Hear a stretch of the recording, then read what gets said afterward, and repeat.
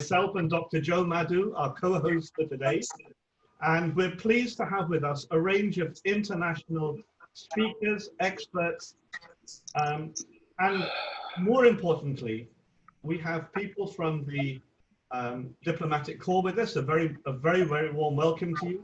We are honored to have ministers of current governments and past governments with us. And we have thought leaders and influencers with us who will share their insights and their perspective on the future and everything around the global diaspora. So very warm welcome, Joe. For those of you that don't know me, my name is Sesh. I'm a co-host. So Joe, please say a few words from your side. I thank you so much, Mr. Sesh, and greetings to brothers and sisters wherever you are globally. And this is a unique opportunity for us to interact, aggregate our resources, leverage, focus, and be actionable in bringing about economic empowerment. I call upon each and every one of us to bear in mind, we are standing on your deeply rooted ability to provide value propositions. Take it globally, and on this occasion, we are concentrating on the African diaspora. We are also looking at socially responsible projects to uplift those that are not as fortunate as we are. Having said this, I welcome you on board.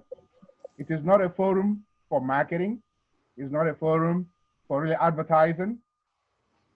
Your interest and collaboration will be welcome individually or collectively by contacting via our email, and I believe Chris would put that on the chat so that we will focus. Please make sure your environment is quiet so we can have a noble conversation. Having said that, I say thank you to my co-host, Sesh, again. Thank you. And I thank you to the pioneers of global diaspora economic empowerment. Welcome aboard. Without much ado, I would like us to go to the first speaker, His Excellency retired U.S. Ambassador to many African countries and to South African American countries, Ambassador Robert Perry. Good day, brothers and sisters. I welcome you as we join to share our voices across several continents and time zones to promote economic development in Africa. I am Bob Perry, a retired U.S. diplomat with service in Latin America and Africa, who also worked with the Corporate Council on Africa to promote trade and investment between the U.S. and Africa. And now I'm the Africa Director at the Stevenson Group of International Consultants, which assists companies to partner successfully to do business. 2020 is a year of dramatic change. Black Lives Matter. The coronavirus, which began in Wuhan, China, has spread globally, leaving pain and death in its wake. As communities struggle to change social habits, while healthcare providers struggle to save people's lives and understand how the virus operates. While we struggle with a new virus, we have been reminded of the deadly impact of racism, with the murder of George Floyd, Breonna Taylor, and Ahmaud Arbery at the hands of police. While disease and police brutality are not new, the ability of individuals with camera phones to record events and share it globally through social media and the established press challenges political leaders to acknowledge that the status quo is broken and to have honest conversations with the dispossessed. Black Lives Matter. The spread of the coronavirus challenges the scientists to understand how the virus spreads and how it affects people differently. In general, people with underlying medical conditions such as cardiovascular disease, diabetes, and obesity are more vulnerable. And the most vulnerable are people over 60, males more than females, and blacks more than, and Latinos more than whites. The larger issue, however, is political. How do people change their social interaction to protect themselves and minimize the spread of the virus? The scientists tell us that the virus is airborne, and wearing a mask promotes individual and communal health. However, some people consider these measures a burden on their personal freedom. Some politicians reject scientific knowledge and promote individualism, notwithstanding the growth in cases and deaths.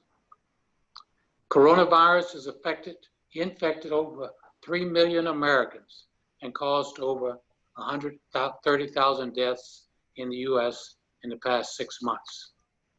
Although other developed nations, which have adopted social distancing and or lockdowns, have significantly limited the impact on their populations.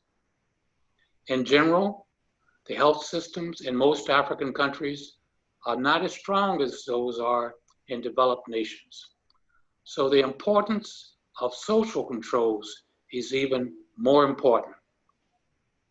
Strong social controls played a key role in limiting the spread of Ebola in West Africa in 2015. African political leaders listened to the scientists and saved their people. It is a lesson we should follow. The Black Lives Matter movement has mobilized people from diverse backgrounds across the US and communities globally. It is a grassroots movement that empowers people to work together to challenge injustice. Black and white marching together to demand change in large and small communities. We see an overdue reevaluation of the Confederacy and its symbols of white supremacy, and a growing consensus that the statues should be moved from public squares to museums where they are given context rather than honor. We see corporate leaders rethinking their roles in creating inclusive, sustainable communities and taking initial steps to rebalance the scales. These are all steps in reassessing who we are and who we can become as individuals, nations, and members of a global community. While the US is challenged with national leadership that falls short of meeting the expectations of the majority of the population, we have a constitutional structure and democratic value system that provides basic rights which enables citizens to redress shortcomings. Thank you, Sir Joe. Thank you so much. We thank you, Your Excellency, for bringing us up to speed with the current paradigm shift. Of course, it comes with opportunities and challenges. And it's up to the panelists and all of us contributors to digest what we've heard and be able to take it to the next level as to what can we do as diasporas and contributors and stakeholders globally in bringing about the desired outcome. Now, I would ask you, Your Excellency, you made reference to the number of deaths. You made reference to the social impact. One area of interest is how can legislatively there can be restructuring, particularly in the United States of America, where this seed has been planted. And obviously, this would also have a very big collateral impact to the rest of the world. And I'll ask this question not only to you, but any of the panelists, so for you to examine to have a permanent solution to this opportunity at hand. Okay, let me just first mention something that is a bridge building effort. The Obama administration, about 7 or 8 years ago, launched a program called the Young Africa Leaders Initiative, known as YALI, that brings African civic and business and community leaders aged 25 to 35 for training and networking at U.S. universities. They are known as Mandela Fellows. And then YALI has established leadership training centers in Nairobi, Pretoria, Accra, and Dakar to help build networking between the YALI Fellows and local companies. It has also established the YALI online network to facilitate partnerships across national boundaries and networking where personal contact is more difficult. It's the U.S. Agency for International Development that works as the primary USG agency supporting the operation of YALI and helping young entrepreneurs to move up the ladder. A definite step in the right direction, which can be duplicated with all diasporas, one country at a time. Please, Mr. Sesh. Yes. Any follow-up questions for His Excellency? And I do have a couple of questions here, one from Uganda and another one here from Kenya for His Excellency.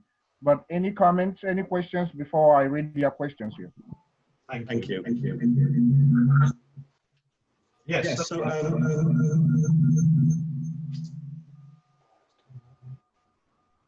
okay. So one of the questions that's come through is specifically around the narrative.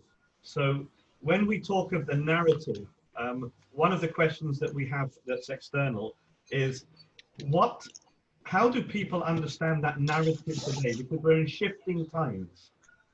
So is the narrative today focused on economic empowerment for a certain group, or is it now going back into communities the way that it was envisaged? So the question that's come through is the narrative different today than in the past? So this is specifically around the context of economic empowerment. Has the narrative changed, or is it the same?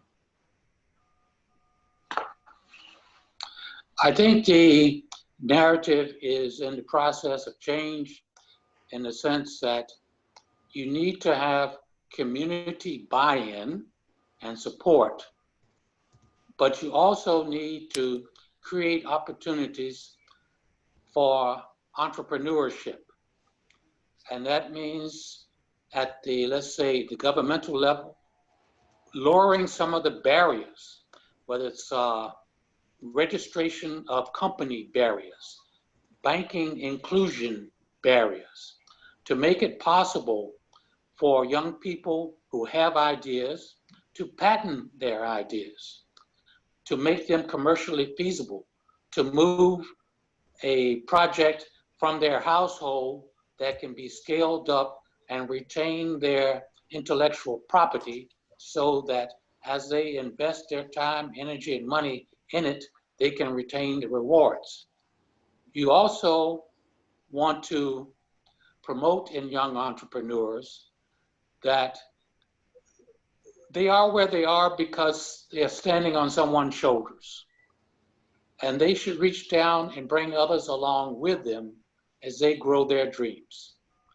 I happened, with the YALI program, I mentored a young man from Benin.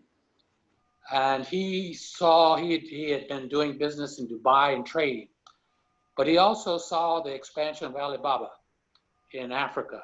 So he said, wait a minute, I'm going to do something like that, but shaped more closely around African needs.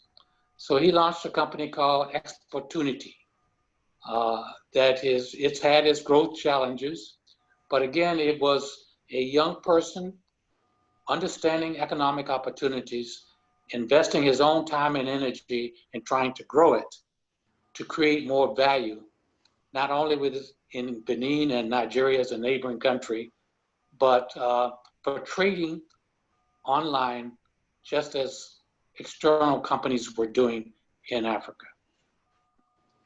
Thank you so much, Your Excellency, for that. As a matter of fact, when you reference to the youth program established by former President Barack Obama, you basically answered the very first question from one of our associates in Kenya. The second question basically came from one of our associates in Nigeria, and he says, with the global spread of COVID-19, what are the lessons learned and prospects for cooperation in addressing the pandemic? Okay. As I noted earlier, I think that different countries have pursued different courses. I think we have seen in South Korea success in basically locking down the country,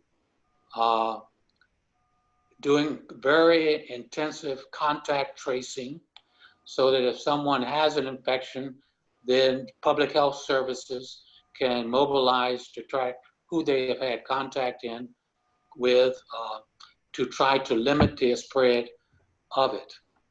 I think also you have a new appreciation for the role of science in identifying the virus and how it operates. We have gathered a lot of data in the US over how it affects different ethnic groups, people of different health conditions, that then enables a public health system to focus their attention and resources on those most likely to be most seriously affected. We are now focusing and we've learned a lot within the last 30 days over the impact on younger people, let's say 30 and down, that the impact is not as serious, but again, we seem to have a greater number of people, African Americans, being affected as opposed to white Americans. And so you get something, and that's where you look at underlying diseases such as diabetes and sometimes obesity, which makes people more susceptible, apparently, to being disabled by the virus. That's something we can, as we go forward in the US, look at more closely, but it's also something that understanding that other countries with populations with those medical conditions also can be on guard with those portions of their populations, that this is where you really need to focus your attention. We're getting ready to open schools up again in the US. And so we're looking carefully. While children don't seem to be affected as much if they have coronavirus, they still have the ability to spread it. And putting them back into a school environment, schools have to restructure themselves to minimize the spread of potentially of the virus, just as offices are changing the way they put people together. So it's requiring a lot of in-depth thinking and flexibility and learning day to day as what is working, what is not working, and sharing that information, as I say, across national boundaries, so that others can do plans before they get hit seriously. Thank you so much, sir. And the last question, which you have answered partially by referencing to the young man entrepreneur in Africa that used Alibaba as a stepping stone, being innovative. I hope this is not limited only to those in Africa, and how will this spirit of entrepreneurship apply to those of us here in the United States? And after that answer, we will request for one more question before we will hand this over to Colonel Brian Sesi, the chairman of the board of the U.S. Africa Chamber of Commerce. Over to you, Excellency. Okay, Exportunity, I believe he would extend his platform for online trading for exports from the U.S. And let's take it to, so now PPE, personal protective equipment. If there are companies or exporters here in the US that want to sell to Africa, I'm sure he would welcome using his platform to enable them to reach buyers, public health systems, or private corporations who want to import. Others that have products, whether it's basic commodities, food commodities, they want to use it, he would welcome that. So it's like Amazon or Alibaba, a platform where people have something to sell and it enables them to reach their markets more quickly. So let me, one other thing in terms of the coronavirus. So the investment in science, sometimes it's with universities and their labs, other times it is with private corporations and biotech. I recall in visits to Lagos, talking with young entrepreneurs there, and it's not always the global brand that comes up with the ideas and the solutions. So this is an opportunity for closer collaboration with those emerging tech companies, I'll say in Nigeria in particular this case, and to reach out to venture capitalists while everyone is looking for solutions, that they get their solutions on the table for consideration and support. Thank you. Thank you so much, sir, because you have brought us down to the grassroots. We're not just thinking about wishables now, we are thinking about doables. And this is what this platform hopefully will come out with. Sesh, in the absence of any questions, I would like a quick introduction to the chairman of the board of directors of the U.S. Africa Chamber of Commerce, retired U.S. Air Force Colonel, Brian Sesh. Brian, and then after your 2 or 3 minutes and 1 or 2 questions, particularly on your single objective of holistic human capital optimization, which applies globally. And we will then go to Dr. Bailey. Over to you, sir. Well, thanks, Joe, and thanks everybody for being up early this morning or late in the afternoon, depending on where you are. As Joe pointed out, we're talking about human capital development, but really what it is, it's the development of the necessary personal skills to be able to have intelligent conversations and skills that, especially in times of pandemic or anywhere around the world where we face a lot of threats, is to have situational awareness so that you can be safe and you can take responsibility for your safety and the safety of others. So what are we talking about when we're talking about the human capital development? It's the lack of personal skills that we see in individuals across the world. Today, when in the United States, for example, over 78% of kids that graduate from high school don't have the necessary personal skills to be able to have these types of conversations that are going to be necessary to solve the issues that Ambassador Perry talked about. There are some systemic issues that are in the world today, and the only way to solve them is by having intelligent conversations and not just looking at the symptoms, but looking at what the causes are and working together to solve those problems. So we looked at how do we do this human capital development. Do this human capital development both in the United States and around the world. It not only gives us the ability to have conversations, but it also empowers a workforce. You can't have a workforce where companies are willing to invest if the people don't have the necessary skills to be successful. So there are 92 personal skills that are required, believe it or not, to be successful in society, but there's only about 10 of those that are the key ones. And that's what the chamber and our programs focus on, is the development of those skills. We're also unique in that we are not repeating the definition of insanity as Einstein made it years and years and years ago, where he said, you know, if you're doing the same thing over and over and again and expecting a different result, you're not going to be successful. So traditional training is not how you train human capital development. It is not how you provide the training of these skills. You need to have a micro-learning platform that is specific to the individuals. For example, there's a lot of companies that will develop a program for where I am in Texas, for companies in Texas. Well, there's a specific culture in Texas.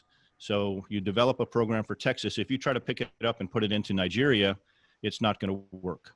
So you have to develop the content, but then the narrative has to change so it applies to where we are introducing that course.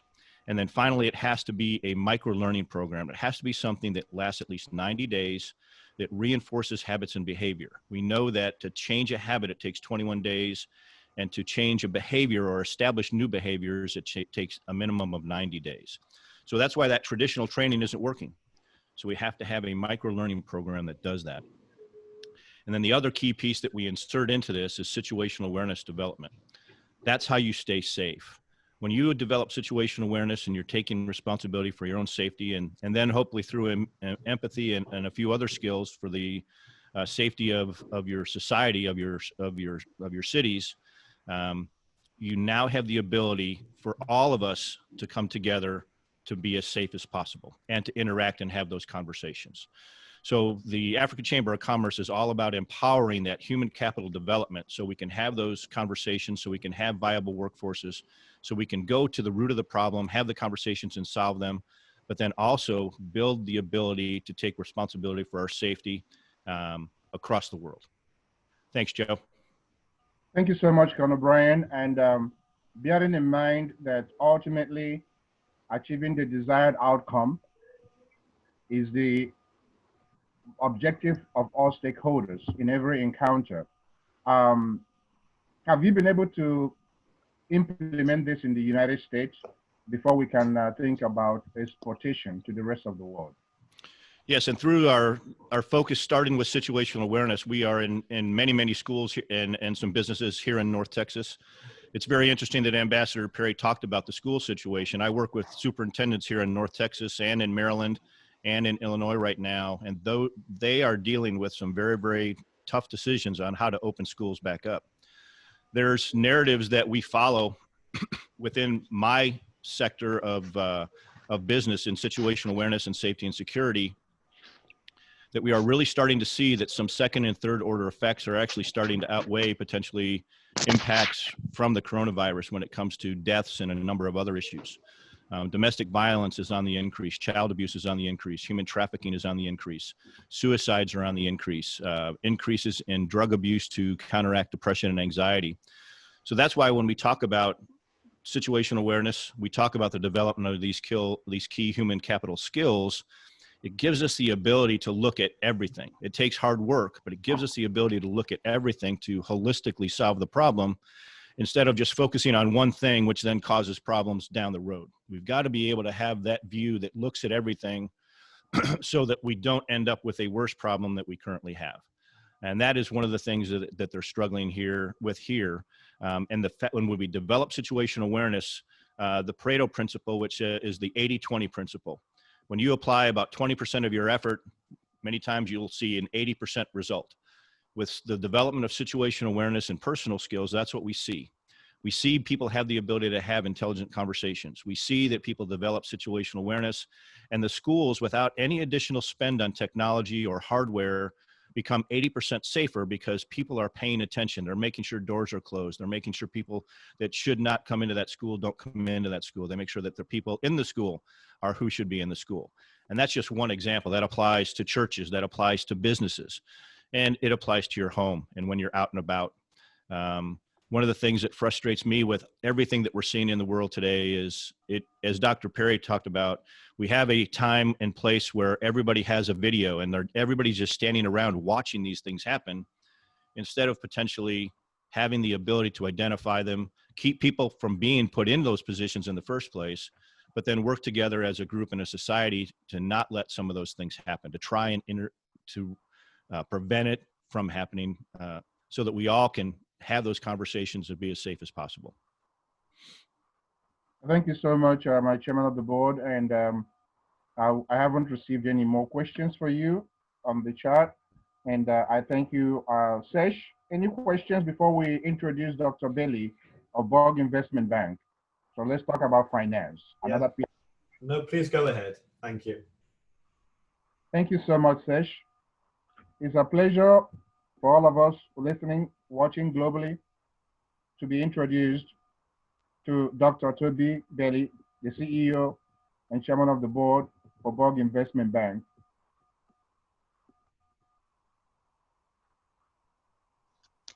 Good morning, everyone. I want to thank retired Ambassador Robert Kelly for his fine remarks. And I want to take a look at the African continent from a resource sense, I see 54 countries, I repeat, 54 countries that have large quantities of petroleum, diamonds, gold, silver, copper, iron, cobalt, uranium, bauxite, sugar, salt, cocoa beans, various kinds of woods, and tropical fruits. Yet you may ask yourself the question, how in the world could a continent with so many natural resources not dominate in multiple global market sectors? Here are a few global facts. North America has less than 5% of the world's population. Yet, this region of the world accounts for 25% of the global gross national product. That is the total value of goods and services produced by a country during one calendar year. On the other hand, nearly 25% of the world's population lives in South Asia. But that region of the world accounts for less than 4% of the global national product. Of the top 25 poorest countries in the world, Africa has 20 of them. All but 3 of the countries in that global list of poorest countries are located in the sub-Saharan Africa, that is, regions or countries south of the Sahara Desert. Many of these countries are rich in resources, but susceptible to boom and bust economy cycles. What Borg Investment Bank and I, as an investment banker, have done on our part is to create innovative financial special purpose vehicles, or SPVs we call them, featuring banking instruments, SKR financing, asset-based lending alternatives, and direct investments against equity, project control, or even financial controls. Now you may sit and think, how can this be done with these countries with so poor of an economy, but yet such rich resources? Innovative ways have to be taken to allow these individual countries within themselves to take their resources and go to the top, the cabinet members, the ministry members, and the president, him or herself, to allow these resources to be pooled, in a sense, to be allowed to hedge or trigger an asset-based structure that will allow them to trade, sell, leverage, hypothecate, find ways that can allow them to do their own internal projects from their own internal resources. Now, what has Borg Investment Bank done? Well, of course, as an investment banker, and a minority one at that, I have taken some liberties to try to find ways to show how these countries can do this. One way is by investing directly in these countries. Now, the first country that's been chosen has been Nigeria, the largest of all of the countries inside of Africa, with some 206 million in population. What we've done is invest in Nollywood. Ironically, I didn't really know that much about Nollywood until I did research to find out that it's a very strong industry, the biggest, of course, in Africa. We made an investment in that particular nature or margin of Africa by taking the Sunset Pictures brand that I have here in the United States to brand it also there. Also, we looked at mining and refining by looking at an existing company that's already there in Nigeria, not starting from scratch, but investing in them to now do mining and what we call remote refining in the Kano region of Nigeria. Another thing was to get involved in logistics and transportation. We did this through a Uber of Nigeria by making an investment in that company to allow it to have more vehicles, hybrid vehicles, ambulances, vans, to service the mobile population of Nigeria. And then last but not least, to get involved in healthcare. Nigeria, again, the largest population in Africa. We get involved with a healthcare company that will become a remote outpost of healthcare, digital health, and the ability to allow people to have affordable healthcare. So with that, One last thing that Borg has done, and we'll talk about it hopefully through Q&A, is that we formed a turnkey project funding initiative with an Australian trust that will work with friendly African countries to allow them to use priority projects for the country via Borg Investment Bank to be done without any payment at all, with Borg and the Australian trust having ownership, but allowing the country and their people to have full use of these initiatives. With that, I'll turn it back over to you, Sir Joe, for any questions.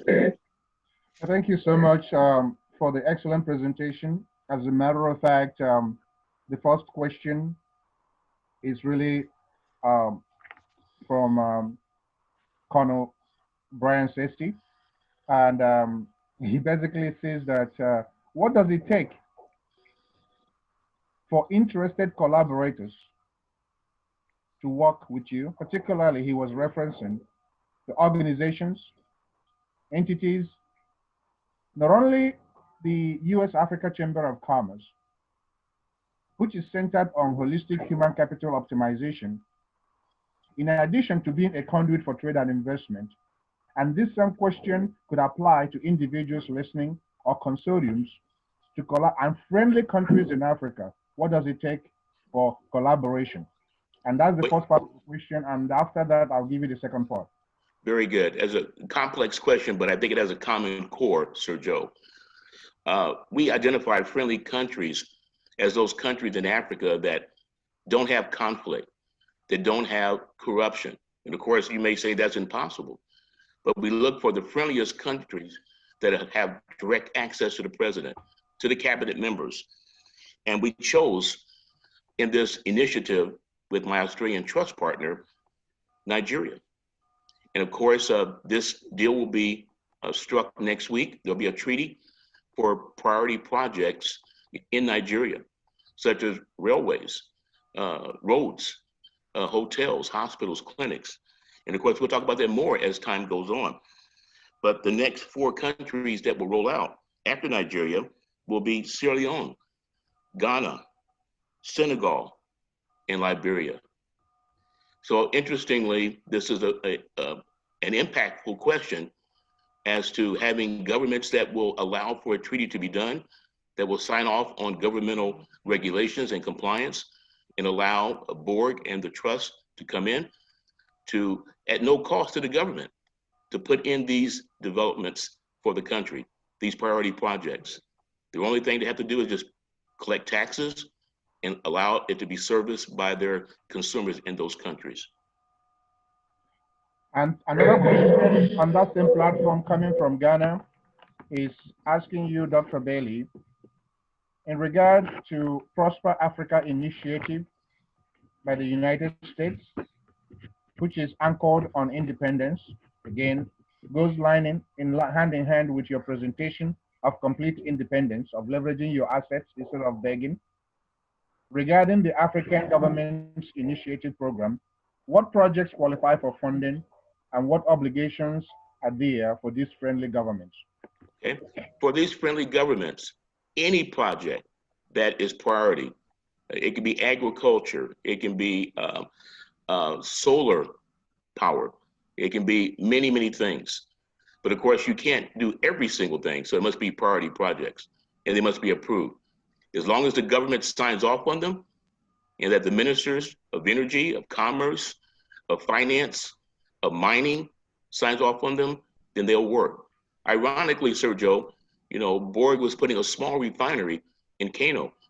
But with this initiative now, I was told that Borg can put $100 million refinery, a large refinery, that will service all of Nigeria, all being paid for through this initiative. Who benefits? The country themselves, the alluvial miners, the small scale miners, the bush miners, hoping to find a way to create a new middle class in Nigeria. In fact, the sedimentation of the value chain to the grassroots, the base of the pyramid, is what I call economic empowerment. Now, how about the unfriendly countries? Not that you start with your friends, but again, I hope this extension of opportunity is not only limited to the countries you've identified. There are many other countries in Africa, DRC Congo, Uganda, South Africa. You did mention Sierra Leone in the Connaught district, and so on and so forth, with lots of resources, including human resources. I hope these countries are also in the pipeline for leverage. That's one. Secondly, would also be, are there some specific guidance for these countries with these mineral resources to really qualify, besides constitutional authority to engage? How else can they raise funds by leveraging your platform? Very, very good. This initiative was meant for these friendly countries, but any country with a resource can work with Board Investment Bank. Let's just say diamonds or gold, any of gemstones. We can actually create a safekeeping receipt through our investment bank storage facility that's in Los Angeles, California. We can actually take those assets and move them. Specifically gold, it would go to Canada, where we have a direct connection, with the Canadian Mint, and a direct connection to bring in African gold, which is banned in the United States, banned in Africa, banned in Switzerland, but acceptable to the Arabs in the UAE. We want to find a way to bring it away from those other locations that don't care about building up Africa and bring them to the United States, to Canada, to allow Borg to invest it in the capital markets, to trade against it, share the resources and payments from these trade platforms with the African countries, to allow them to do their own projects internally and be funded by those same resources that will afterwards be acquired and purchased by Borg. Dr. Bailey, this has been very insightful, and I'm getting lots of text messages and the chat room, lots of interest. And because of the limitations of time, I would ask those who have expressed interest in collaborating with you to please reach out through Africa at Global Diaspora Economic Empowerment.com. And this applies to all. And I thank you so much. But I would not let you step out of the podium without finding out. The existing platform has always been provide funding, whereby Africa is dependent on the funder. On these projects you have mentioned, are you putting your skin in the game? Are you stakeholding in these projects? Do you believe in these projects, sir? Yes, I am. Matter of fact, I have a stake. I'm the largest shareholder now, of the African outpost for healthcare. I have the largest stake in the refinery and the gold structure being prepared there. I'm moving a full division of my motion picture company to be headed there by a Nollywood producer. Yes, money is being put, where the mouth has started. And it has to be that way from everyone, individually or collectively. We have to put our money where our mouth is at. If you don't have money, bring resources. Allow them to be converted to cash. Allow them to be used to give independence from the Dutch, from the French, from the Chinese, and allow the diaspora of Africans, wherever they're placed around the world, to have a part in empowering not only where they're at, but also the motherland, Africa. Dr. Bailey, you have been a stream of sunshine, very luminary in igniting some thoughts as we listen to you. And I assure you that this conversation is still in kindergarten and must be escalated to the next level, as you know. And having said that, I would like Sesh to introduce Mr. Stephen Fern. And for those of you with your questions, please, again, send via email to Africa at globaldiasporaeconomicempowerment.com. The same thing applies to all communications that we cannot address on this platform today. Over to you, Sesh, with introduction of Ms. Fern. While after that, we'll be waiting for the arrival of Her Excellency, Dr. Arikana. Thank you so much, Sir Joe. And Dr. Bailey, a very, very inspirational narrative around the role of the investment banker. And in fact, before I introduce Stephen, and this leads into Stephen's introduction, Sir Joe, one of the comments that we're receiving right now on chat is we have three very interesting entrepreneurs that are saying, how do they collaborate with Borg Investments? because obviously the narrative and the whole perspective of optimizing and leverage is succinct with creating autonomy and empowerment.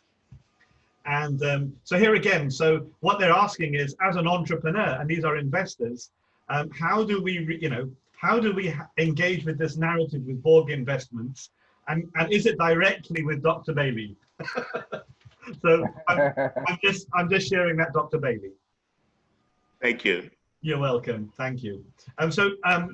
Moving on, it's with great pleasure that we have the opportunity to have with us today Mr. Stephen Fern. He's the chairman of an organization called ARC 2030. And what's remarkable is that Stephen's narrative is very much like everyone that's on this program today, speakers, panelists, and I'm sure listeners. We all have a vision. We all have a narrative around that vision. But one of the words that we've heard from Brian and also from Dr. Bailey is the context of collaboration. And how do you take that vision and the narrative with collaboration? And it's with great pleasure, to introduce you to Stephen Fern. He's the chairman of ARC 2030. And what ARC's vision is, I honestly have to say, it's remarkable in terms of what they're doing in terms of the environment, sustainability, communities, and economic empowerment. I'm pleased to say that Stephen is with us today to actually make an announcement live with us today, Dr. Joe, and everyone. And over to you, Mr. Stephen Fern. Welcome.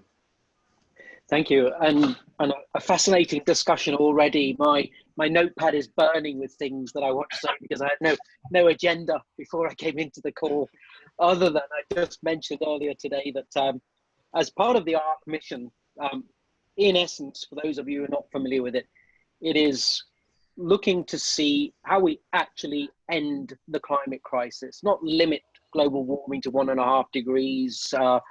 It is actually finding out what winning means and creating a global solution. And the easiest analogy is instead of being a child pointing to the moon saying, I want to go to the moon, somebody made the decision to build Apollo 11, work out exactly what you needed to do, flew it up there, landed man on the moon and came safely back.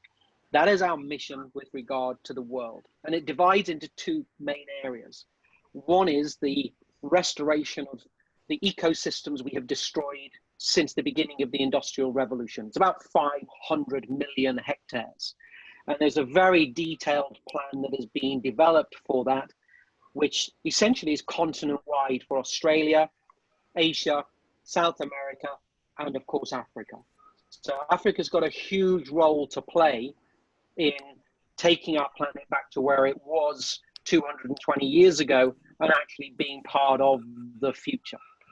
Second thing alongside that is, in addition to restoring, and it's quite funny to talk about restoring 500 million hectares of the planet in 30 seconds as though it's a minor thing, but it's in addition to restoring the planet, we also have to identify those ideas around the world that are going to help us avoid destroying the planet.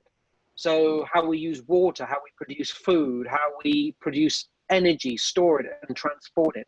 So we call that 3C, Climate Crisis Capital.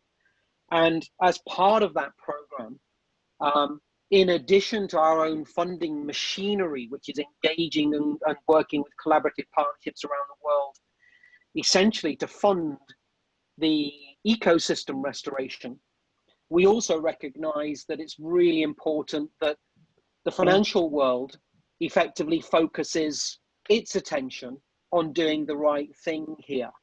And we talk about things like responsible finance and socially responsible finance as though they should be a specialist area. Well, being socially responsible shouldn't be a specialist area. Every investment should be socially responsible.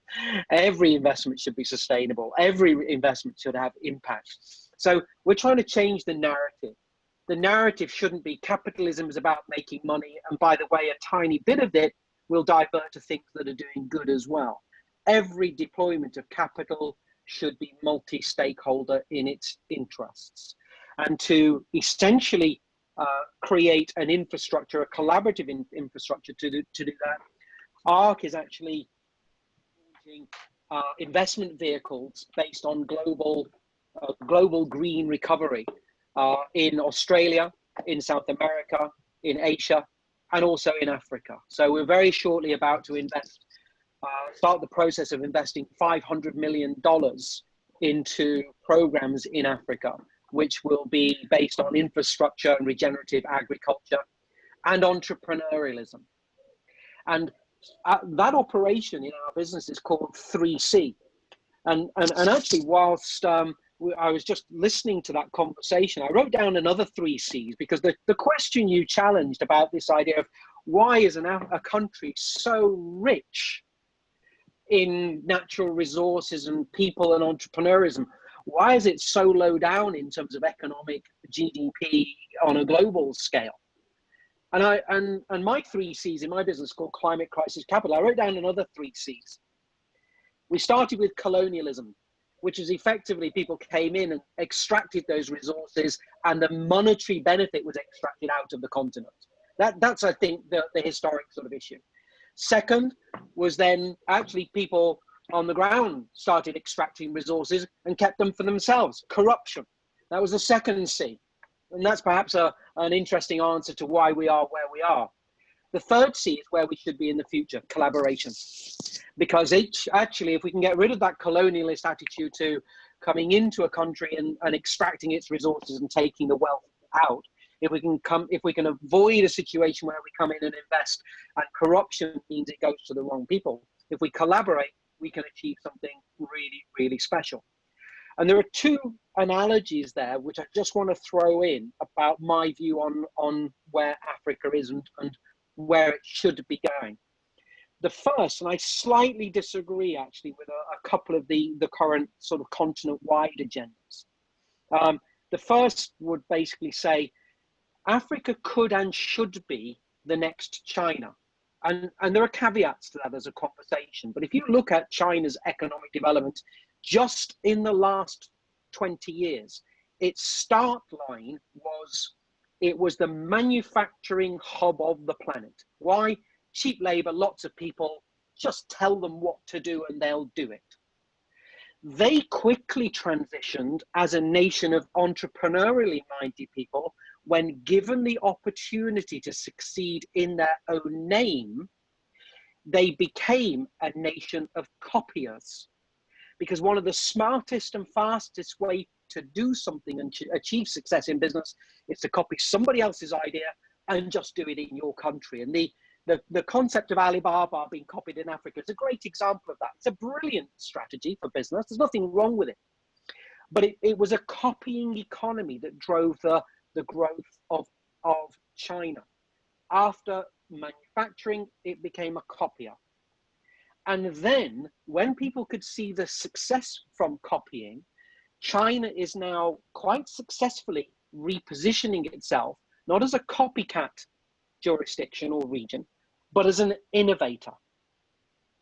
And if you look at the stages that people go through as a culture, to go from just being told what to do to actually copying and being successful in your own right, to then innovating, ultimately it comes down to the inspiration around you. It comes down to people seeing people being successful and thinking, I want some of that, and I'm going to copy that too, and I'm going to be a successful business person, because that drives people to step beyond the normal. Now, if you take a normal sort of pyramid of any population, it doesn't matter whether it's a really deeply impoverished nation in Africa or the Middle East or Asia, or you're in America, the people at the top, the people who succeed, are going to succeed wherever they are in the world. A tiny minority of people, irrespective of background, can become great footballers, great scientists, great doctors, great bankers, great entrepreneurs, great business people. Some people will just have that drive. For me, the difference comes down to how deep down in the pyramid of people does that opportunity present itself. Because some societies make it much easier for moderately competent people to actually succeed. And in some countries, that's incredibly difficult. So for me, the task is about collaboration, is actually enabling the wider population to participate in this transition from essentially a sort of a baseline of why is this country not so rich, to being a country of successful entrepreneurs and business people. And China's done it in 20 years. China's done that in 20 years. Africa could do the same. But here's a point. I think you have to look, from my perspective, about the agenda that the world is looking at, which is sustainability. And when it comes to the global economy, we're all at the same start line here. We're all on the same start line, whether you're a British, American, Chinese, Australian, or Africa. We're on the same start line. And we've got to be looking forward for 20 years, 30 years, 50 years and saying, how do we become leaders in the global sustainability economy? And for me, a mistake would be perhaps focusing on the oil industry and the petrol industry. I was in the Middle East about 5 years ago for a talk with of the Gulf leaders. And they asked me to go down and talk to them about what they would be doing in 30 years when oil ran out. And I remember my opening line caused a bit of a shock. And it wasn't my quote, but I love the quote. The Stone Age didn't end because we ran out of stone.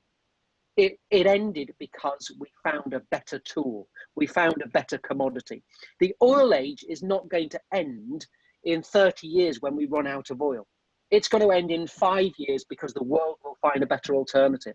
So for me, would I be sitting there focusing on the oil industry in Africa, the petrol industry, and where it's and the huge resources that are available to the country there?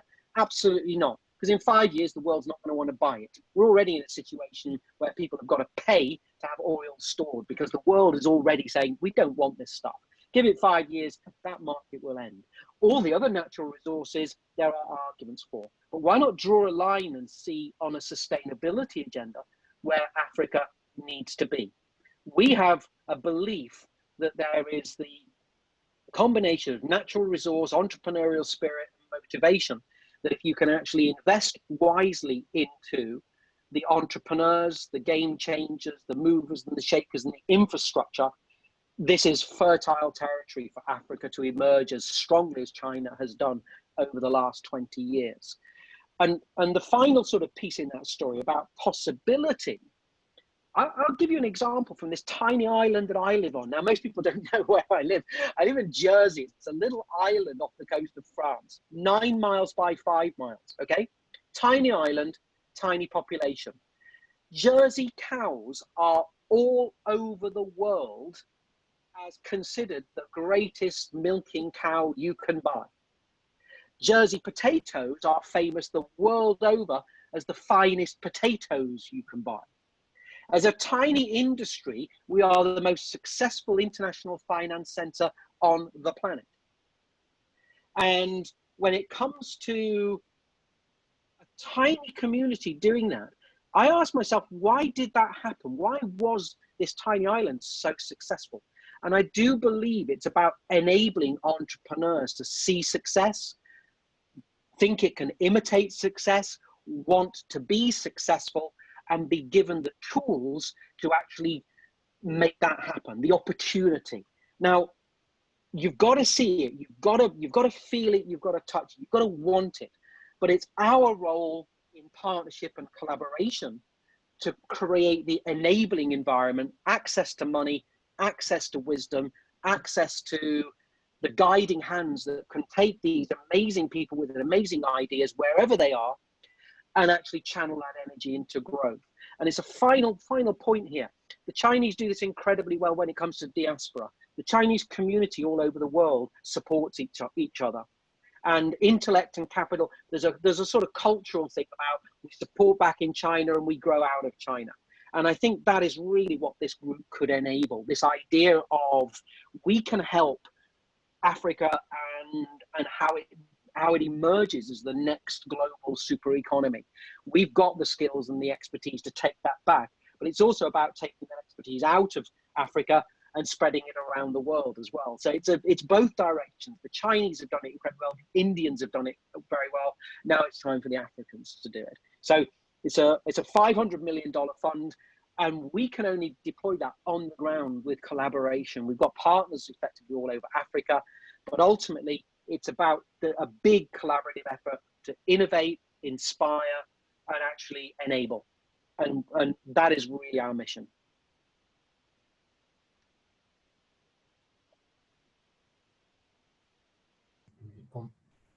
Thank you. Thank you so much. That was really, really inspirational, Stephen, in the sense of the whole context of collaboration and leveraging communities. But I think more importantly, what we heard was you are interested in partnering with organizations that specifically want to make a difference. And there's that whole collaboration piece is not just a philosophy on paper, it's the execution and action and commitment. And what I heard you say today, if I'm not mistaken, is 500 million Africa. Is that correct?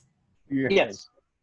Okay, so 500 million for Africa on projects that reflect the environment and other initiatives that are around sustainability. Well, what's different then? I must ask you, what is different between what we are hearing today with the ARC 2030 model and other development projects that have gone into Africa previously? What's the difference in the model today? I think it does come back to that idea of sustainability. I think the world is on at a new start line. And we're looking forward now to what the next 20 years holds. And that pace of change has been accelerated by COVID and this understanding that we've got to come back smarter, do better, think different. We've all seen the phrases, but the reality is I really sense that's a movement. To me, this is like being told in the 1970s, computers are going to be this amazing thing. Why don't you go and invest in this little company called Apple and Microsoft and being told in the 90s that the internet's going to be amazing and smartphones going to be amazing. Why don't you go and invest in YouTube and Facebook? Sustainability agenda is absolutely, it's really smart investment thinking. And the beauty about when you have a new start line, and sustainability is pretty much a new start line, is those innovations can come from anywhere in the world, but where they typically come from need. And so those organizations, those people, those countries that have the greatest need have the greatest desire to innovate because they're the ones who want their lives to change. So that's where innovation absolutely comes from. And if we can create that innovation enabling environment, the money is there. Why?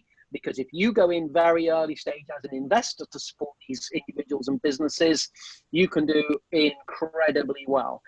Our investment panel includes a group of Silicon Valley investors with a great reputation for investing in seed, understanding that when it comes to investing in seed, you don't need somebody to come in with a proven track record and a brilliant idea and it's all been well executed. We will invest in people who walk in and say, I've got this idea, it's on this piece of paper, and I think it's brilliant. And great seed investing is about tapping into that idea and saying, we can support this kid, we can actually make it happen.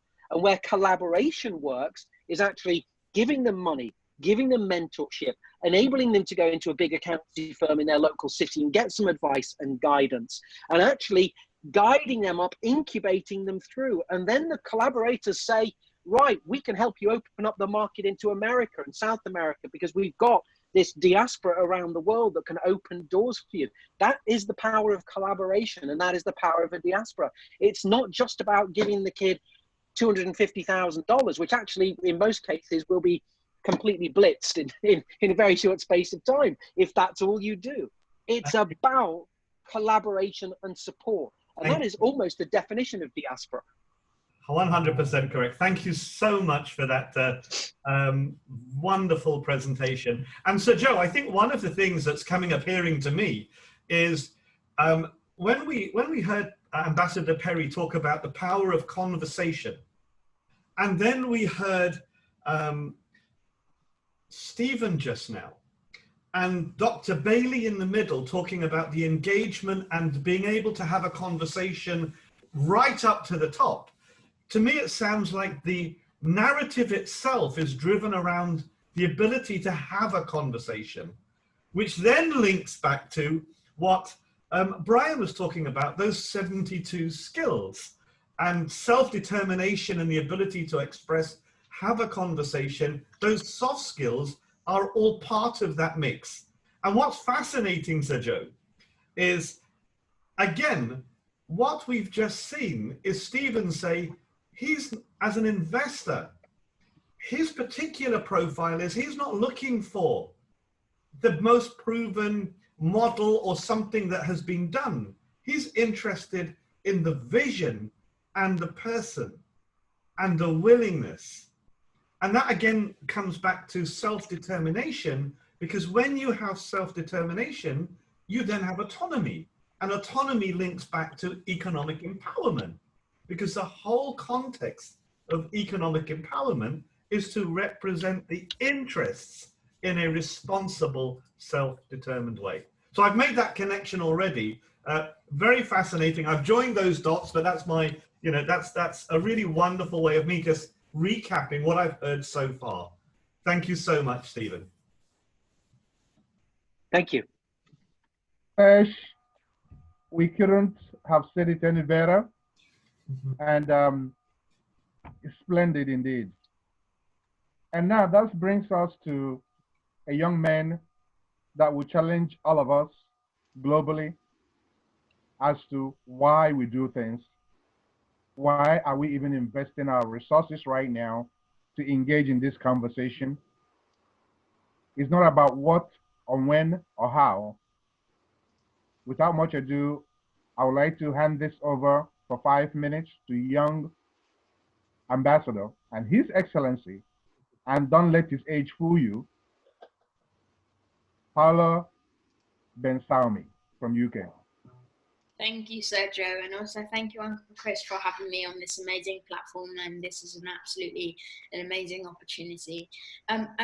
First of all, I just wanted to ask if I am able to share my slides. Please do. Just keep it all within 5 minutes for make room for your Q&A. Great, thank you.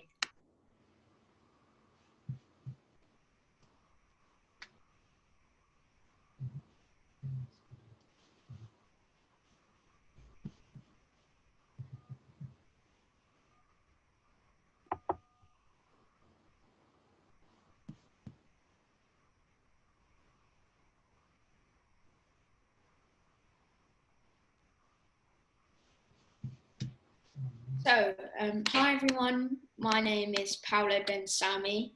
I'm an author, public speaker, mentor, and a coach, and I'm an ambassador for a company called Water to Go, Viewbox, True Challenge, and also the Jesse Lewis Foundation, Choose Love. So what I'd like to talk to you guys about today is about finding your why. So you may be wondering, this is silly, this is absolutely, it's stupid. Whys are stupid. Maybe you don't even you don't even know what a why is. So what I mean by finding your why is finding your purpose. And let me tell you how I found about a purpose or finding my why.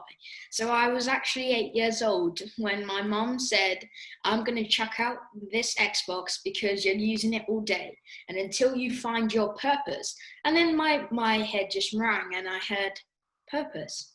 And then my mom said, you have to find your why. Why? Purpose. So then I done some research. What is a why? What is your purpose? But nothing seemed to come up. So I asked my mom, what is my purpose? And she said, darling, that's not for me to answer. It's for you to go on a journey of self-discovery to go and find out. So later on, I found out my why. And my why is to inspire people like yourselves to find your why. So as you can see on the screen, it says the bigger your why, the easier the how. So the bigger your why, the easier your how. So as soon as you find your why, as soon as you find your purpose, as soon as you find why you've been put on this planet, then your how will come to you naturally. So what I mean by your how is how you want to, maybe you want to do something in your life. Maybe you want to be a racing car driver, maybe an author, maybe a public speaker. Maybe you want to do different things in your life. So as soon as you find your purpose, your why, then the how will come along the way. And what I like to say to people is your why is the blueprint to your life. So the reason why I say your why is the blueprint to your life is because like it says on the screen, the bigger the why, the easier the how. So if you have a why and that is your blueprint, your why is your blueprint, the how will come along the way. The builders will come and they will come and build your dream. You are just the thought. You think of the things that you want to do in your life. And first of all, before you think of the things you want to do in life, you have to know your why so you can do the things that you want to do, and not only want to do, but the things that you need to do in life. So your why is the blueprint to your life. So as soon as you find your why, you will find your how. And as soon as you find your why, the blueprint will come along the way. And as a task, if you guys have a pen or paper with you right now, I'd like you to start mapping out your own blueprint. You can't finish it today because your life isn't over. So your why only ends until your last breath. That's when you found your purpose, right? So every day from now on, I'd like you to get a piece of paper or a notebook and start drawing in your blueprint of your life. And what I like to say is your why is the blueprint to your life, and also it is the postcode to your soul. So as soon as you find your why, you know what you're intended to do. As soon as you find your why, you find your blueprint. As soon as you find your why, the how is easier to find. So right now, I'd like you to start mapping out your blueprint, because when you map out your blueprint, everything will come along the way. You can't start building something if you don't know what you're going to build. So start finding your why, start finding your purpose. And remember that you're never too old or never too young to do something. I started asking myself what my purpose was at 8. And believe me, you can start asking yourself what your purpose is right now. So start finding out your purpose, start finding out your why. Start mapping out your blueprint so that you can create something even better for the next generation. And also think, your why behind what you do has a big impact on the next generation. So every day think, if not now, when? If not me, who? If I don't do this, how is it going to impact the next generation of tomorrow? How is it going to impact the people who are my age? How is it going to impact us? Because your why can not only have an impact on your life, but have an impact on the life of others. So I've already told you my why. My why is to help you find your why. I found my why. So today and right now, as I'm speaking, start mapping out your blueprint. Find your why, find your core. Remember, your why is the postcode to your soul. Thank you. Ambassador Paulo Bensami, a young man with a purpose, and I believe globally, you are just giving us a glimpse of what we have known. And I would not say much because we don't have enough time, but I would like to leave this open to the panelists. Please, Chris, identify those that have chatted. I might have to ask a question, one or two, to this young warrior. Thank you.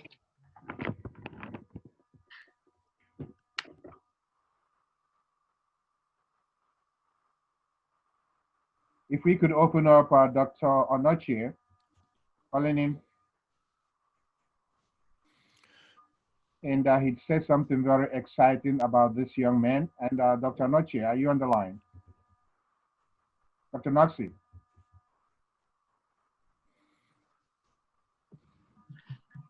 Not yet.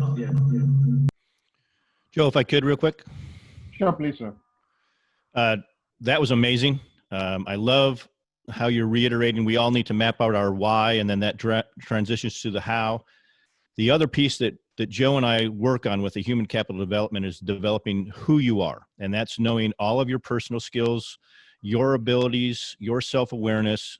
And when you tie all of that together, that's how you strive and achieve success and excellence. So thank you very much for that message this morning. Thank you. Connor, it seems you're a new ambassador for the chamber.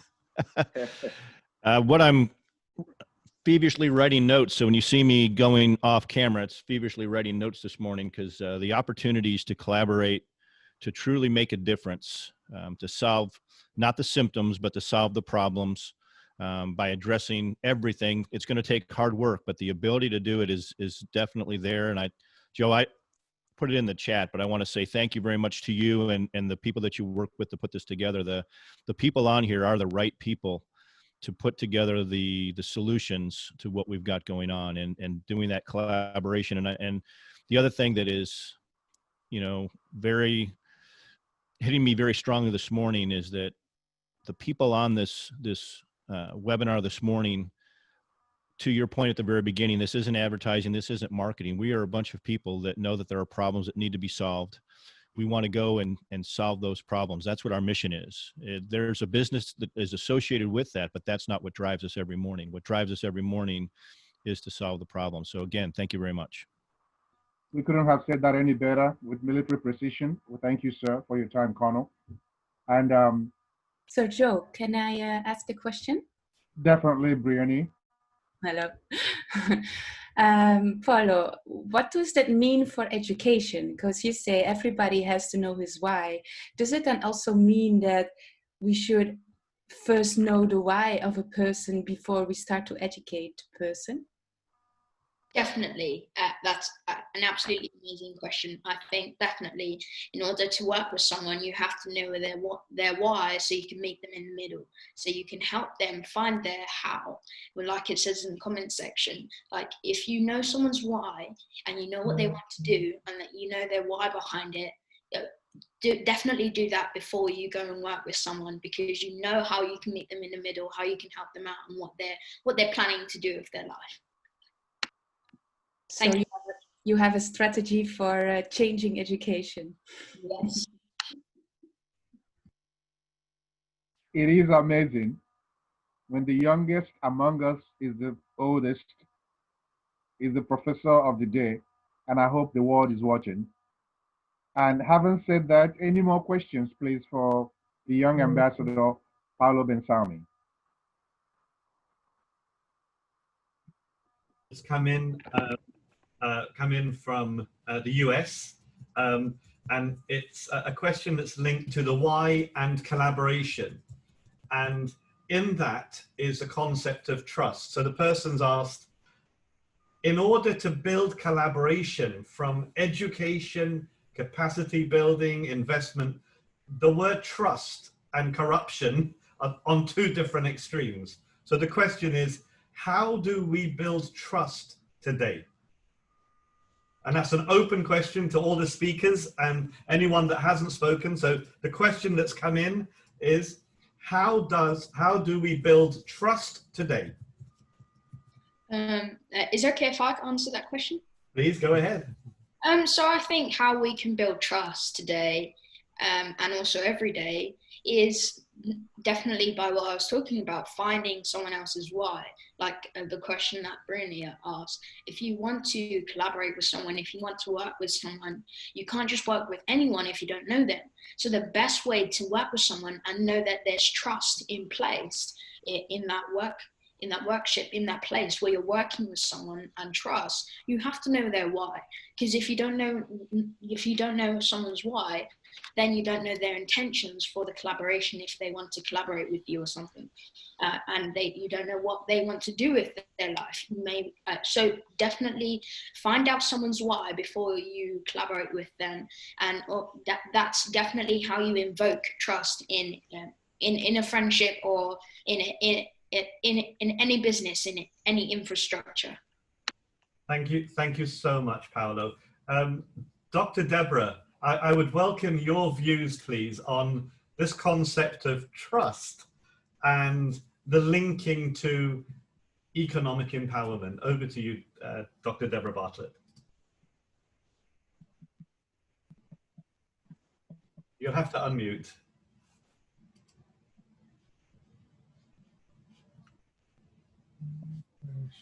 There we go. There we go. Thank you, Dr. Deborah. Well, welcome from the Bahamas, paradise. And would you know that in 1884, Queen Ophelia reigned in the Bahamas. And so we are tied to Africa, besides the fact that Africa is the mother of civilization. And thank you for that question. I'm not sure if you want me to speak or just answer the trust. Is that just the question you're asking me to do? Yeah, it's okay. You can. Okay. You can Yes. Okay. Let me answer that question. That's a very good question. Trust is the lubrication for every relationship, and so without trust, then we are going to have what everyone was talking about in the panel. We are going to have corruption.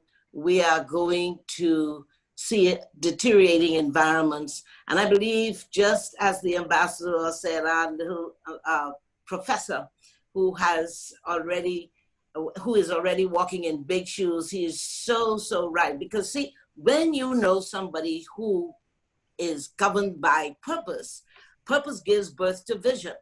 And when someone is committed to submitting to their vision, they will understand the values that they need to protect, to preserve, to grow their vision. So in other words, when you want to find someone you can trust, find someone who knows where they're going, they have their destination in sight, and they value their good name. And as we journey on that life, and there is a process, anytime there are a group of people around any table of opportunity, it's important for us to assess. What do we assess? Who to trust, how much to trust, and who to never trust. And Dr. Bailey talked about earlier that he gave the criteria for investment, because an attitude and the value system creates the environment. And he said, I am not going to invest in those countries where corruption is reigning. He is looking for the environment where truth, integrity, productivity. I love what the chairman of the U.S. Africa Chamber said. I just love it. Skill-based. We see when we have skill, we are not insecure when governed by vision. So skill inspires us to create the opportunity. And I believe that's how we develop a culture of trust, so that when we collaborate, we will not fall victim to undermine each other. When we collaborate, we know that we should be governed by a philosophy that says we will help each other succeed. We are not around the table for me to succeed. We are around the table for we to succeed. That's trust. I would also like to add something about trust, Sesh, Please. about your question. And that has to do with, like, the world around us is always a reflection of what is inside us.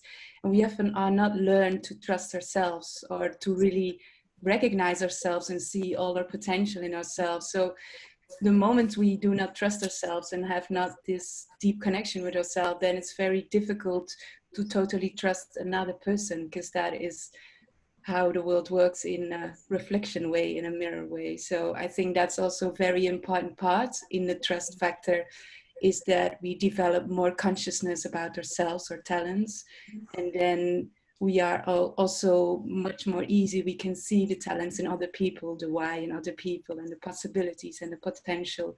And then we can have real trust. And nowadays, of course, with Corona, a lot of people are in this fearful state. And this has to do, of course, that we are not even connected with ourselves. So how should we then have trust in life and in other persons? Very good. Thank you. Thank you so much. And I know that this would resonate with Dr. Bailey and again with Dr. Bartlett. The concept of trust and ownership, the power of ownership in its simplest form, is around responsibility for action. Can I make a comment, please? Please. Make a comment. Absolutely, sir. Well, you know, talking about economic trust and segueing or extending the comment from Dr. Bartlett, most African countries don't even trust each other. I've talked to a Nigerian, a Ghanaian, a Sierra Leonean, and they don't trust each other. And it's amazing that they can substitute trust for money being in a suitcase to do a deal. That's how the Dutch came in. That's how the French came in. That's how the Chinese keep coming in. Nearly every sector that I've seen, the Chinese will come in droves. They'll live there, create a subculture, and they won't leave until they want to leave. So the idea is that trust has to come from within, and knowing how to trust a country's resources is for them to basically find a way to meet in the middle. As I try to tell these countries, take your resources, don't sell them to the outsider. You may make a single profit, but guess what? They're gonna take those same diamonds, that same gold. They're not gonna sell it. They're gonna leverage it, convert it to bullion, hedge it, and make 20 times as much money off the same gold or diamonds that you sold them. So trust comes in the fact of one taking the lead, one country. Then afterwards, guess what? The rest will follow. Unfortunately, our African heritage teaches us to follow when something has been successful, but never to venture off and be the first to do it. And hopefully with this narrative, we want to change it. Make all the 54 countries have the ability to be first and not follow. And can I add there, to change this narrative, we have to change our mindset, because I love what you said, Dr. Bailey. Guess what? Blacks, we don't trust each other. So that means we lack self-esteem. We too often are not governed by vision. It is the problem of discrimination, and I may get in problems with this. Of course, there's discrimination. But the biggest problem is that we have to submit to self-evaluation. We have to assess ourselves, because when we are governed by purpose, there is no singular person. Yes, we will be challenged, but there's no singular person that can abort our purpose. We are the enemies of our purpose that gives birth to the vision. And so I think the point that you made about Africans not treating each other, that is Africans around the world.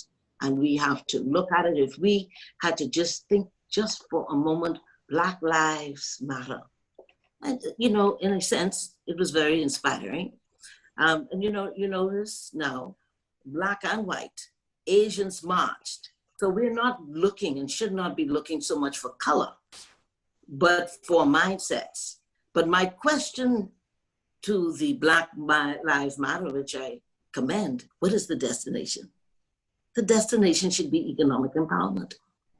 the destination should be the promised land. So we need as a people, because a slave mentality is someone who is not waking up every day to work his dream into reality. The slave mentality is generally governed by an entitlement mindset. You owe me because I'm Black. You owe me because I worked here for 30 years and I deserve, but I haven't refined my skills so that I can create a demand like you have, like all of the panelists have. Your skills, your vision, your reputation is creating platforms and opportunities to serve kings. Excellent, excellent, splendid, wonderful contributions. This is what this young man has already instigated, from why to who to, and now we need to define ourselves, including yours truly, Honorable Kizito, for calling from Nigeria. And Yes. to really sequence on that, Chris, let's see if Her Excellency, Dr. Arikana Shambora Kwa is on the line. And please, Your Excellency, if you're on the line, this is a good time. I'd like all the panelists to get ready for you to have your time to query, to proffer solutions, because the time has come to remove the shackles from our legs and from our minds. Your Excellency, are you on the line?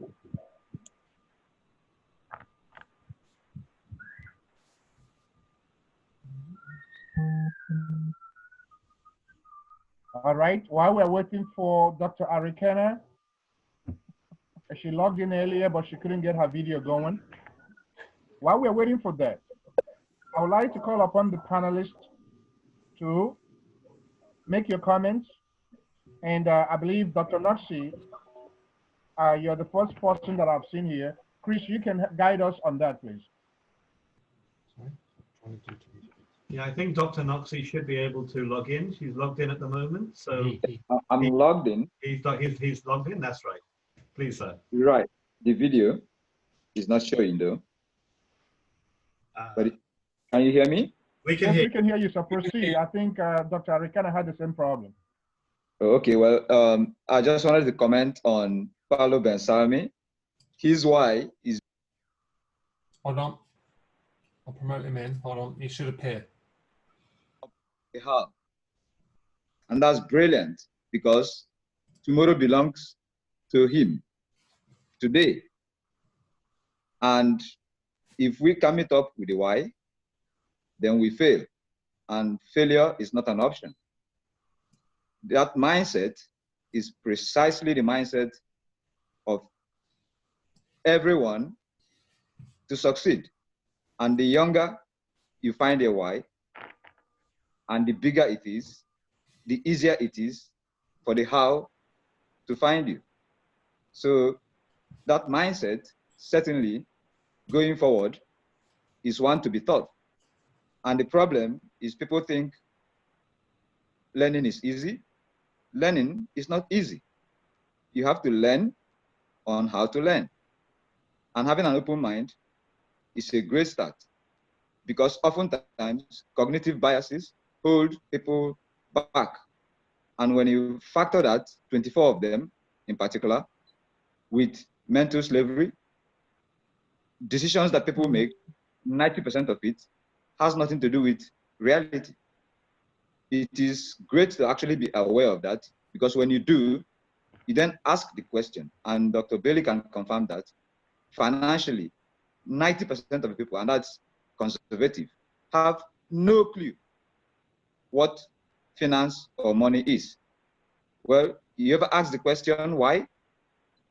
The educational system never taught you that, because it was designed by industrialists for one purpose: to keep you locked up in a box forever till you go 6 feet.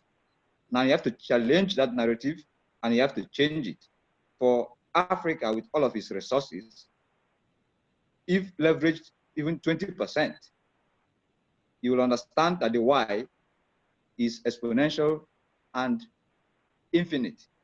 So to the tune of this forum, changing the narrative. Yes, that narrative starts with the mindset. Many times when you expose people to financial engineering, their very first reaction is, oh, it's impossible. Well, never speak negativity to yourself. If you say it's impossible for you. And I'll leave by making a statement and a question. As you travel, when you see airports built or hotels, resorts, you ever wonder how it got built? Well, it starts with the mind. If you conceive it, you can achieve it. You speak it into reality and then educate yourself and have an open mind. So congratulations to Paulo Ben-Salmi. I am proud to have and know that a young man like you has that mindset.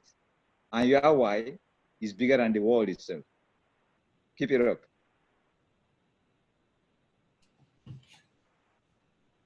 Sukhdeo muted. Hold on, Sukhdeo. Did you get that? Sukhdeo, you muted. Okay, pardon me. I think this is one of those things, Dr. Noxie, they never taught you in medical school. And for the rest of us, never intended to teach us. And now, Dr. Paulo Ben-Salmi is exposing us to a new world. We are really encouraged by you. We know the future is bright. And you guys are looking at a leader who is not only a leader, but probably presidential level in making. Now, having said that, Chris, I would like, we're having some video issue with Her Excellency, Dr. Arikana, and see if you could do your magic, just like you did with Dr. Noxie. Is she trying to come in on a phone? She's on, she can hear us, she can see us, but I think she's not getting the option for video.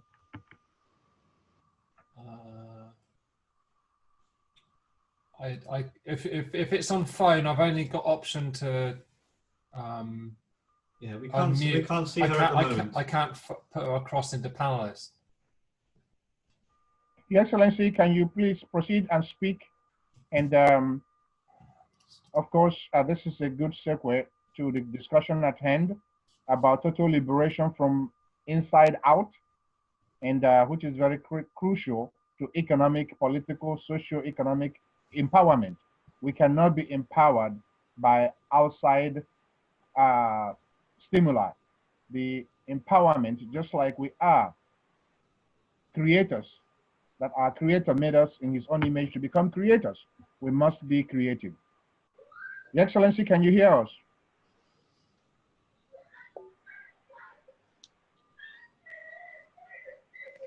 Unmute yourself, please.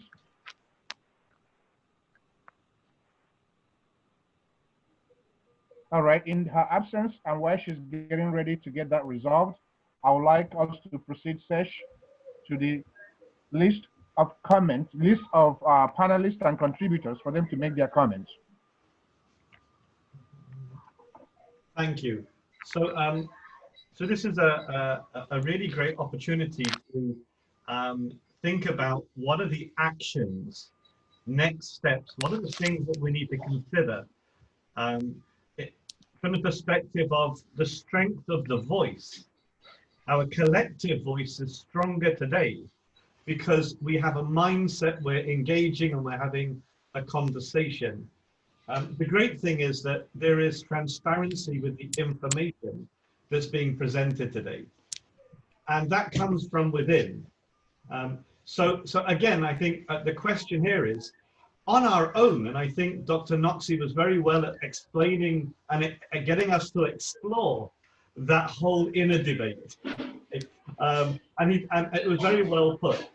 So the question to the panel members and the speakers is, how do you continue to maintain momentum and dialogue on economic empowerment with the shift in narrative? So that is an open question to anyone if they'd like to address that. So just to recap, as a collective, what are the steps or things that needs to happen to gain momentum so that this is not just a narrative of a discussion today that then ceases next week? Because if that was to happen, then none of us have achieved anything. And this comes back to what Stephen and Dr. Bailey were mentioning, and everyone that's been speaking, which is there is a responsibility. There's a reason and a purpose, and we keep hearing that word. What are we going to do as a collective to create the synergy, to build momentum, to shift the narrative? And that's an open question. Answer that question. Please go ahead. So what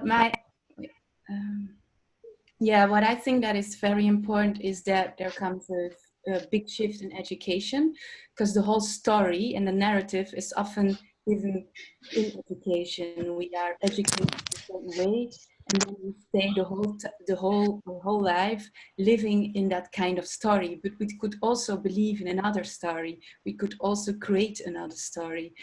And I think a very important part in that is freedom. It's like education which creates freedom, because now we're having a lot of like things which are where we have this lockdown, we cannot do things, but still we can still create freedom within this context. This means that you can create freedom in your thoughts and in your mind, in your creative power, with your intuition. You can create freedom in dreams and creating projects. And the core essence for me, what is in education is talent development, that people connect again with their core talents, natural talents, which just flow naturally, which not a hard work, but just is because you are who you are. And also that you're open up for the whole, I would call that the quantum field, the whole possibilities of potentials you are. And then also that you work for entrepreneurs on scalability, so they create freedom in their business. Because often we are in a rat race. Our whole society has created a rat race.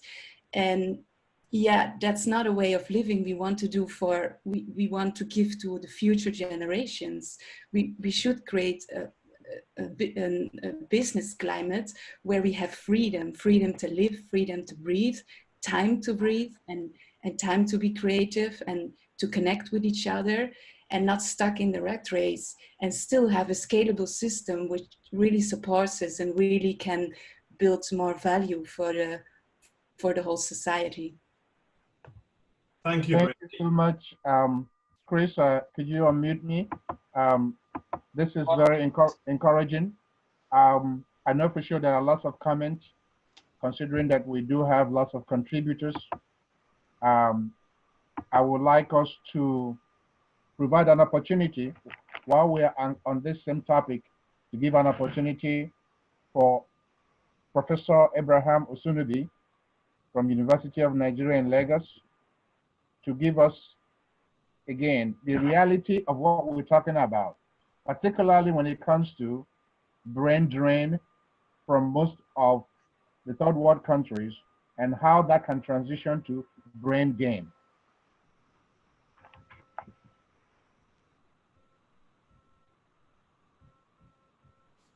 Professor Abraham.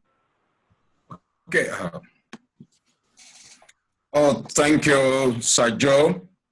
Let me first of all thank previous speakers, from Ambassador Perry all the way down to Ambassador Ben Salman. Thank you. I'd like to quickly give us some background before I go into my own final submissions. No nation is better than the quality of its education. And that is why what I'm going to talk about is extremely important. Higher education especially is instrumental in activating, fostering, and even sustaining growth and development. As a matter of fact, in also reducing poverty and boosting shared prosperity. Going down to the background, there are over 30 million Africans, as you know, living outside our continent.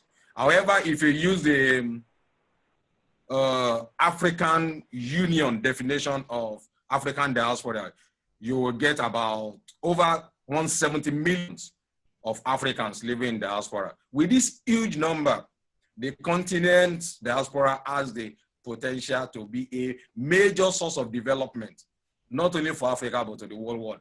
In fact, indeed, I make bold to say today at this meeting that the African continent has the greatest, not one of the greatest places, has the greatest potential for advancement next industrial revolution, as we are the most dispersed and the most diverse of all human beings. These statistics, coupled with the fact that about a third of the diaspora population are in the middle class, this makes us a formidable force for potential development, if only we harness these resources appropriately.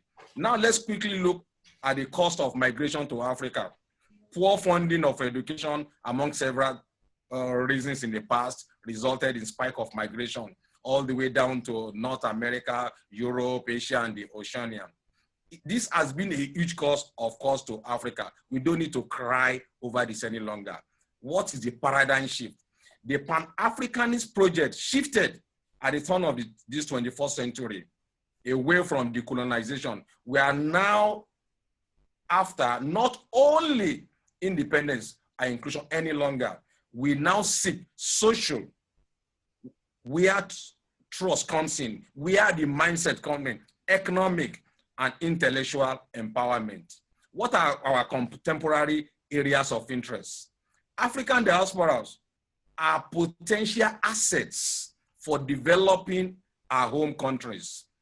We can use this as a very powerful force for globalization if, again, like I said earlier, we properly explore and exploit this. The love and affinity that I have seen personally in our diaspora population is amazing. They feel for their countries of origin. They create this. And the good thing is that when this coexists, it creates a good mix and balance between purely profit-driven business motives, as we have seen clearly here today, and social investing. In fact, many of these great Africans see it either as a payback time, like I call it, or a plowback time, or some actually see it as part of reparations. What are these sources of huge repository I'm mentioning about? One, significant numbers of Africans abroad are highly skilled. There's no doubt about that. African diaspora populations have shown significant interest in capacity building, skills transfer. Many African-born academics are keen in offering their skills, resources, and experiences. Moreover, several African academics in the diaspora, like I've seen clearly, are willing to develop research capacity in Africa, increase in knowledge production. Many diaspora academics consider their relationships with African universities a national service. And this is very important. This is very jabbing. This is very cogent. They enjoy that sense of well-being, working with institutions on their home continent. Others find it very rewarding to teach African students, whom they have also claimed that these are more interested in learning than even their counterparts outside Africa. Of course, there will be challenges. In spite of the diaspora eagerness to contribute their quota to their countries of origin, significant impediments do exist that threaten the realization of this interest.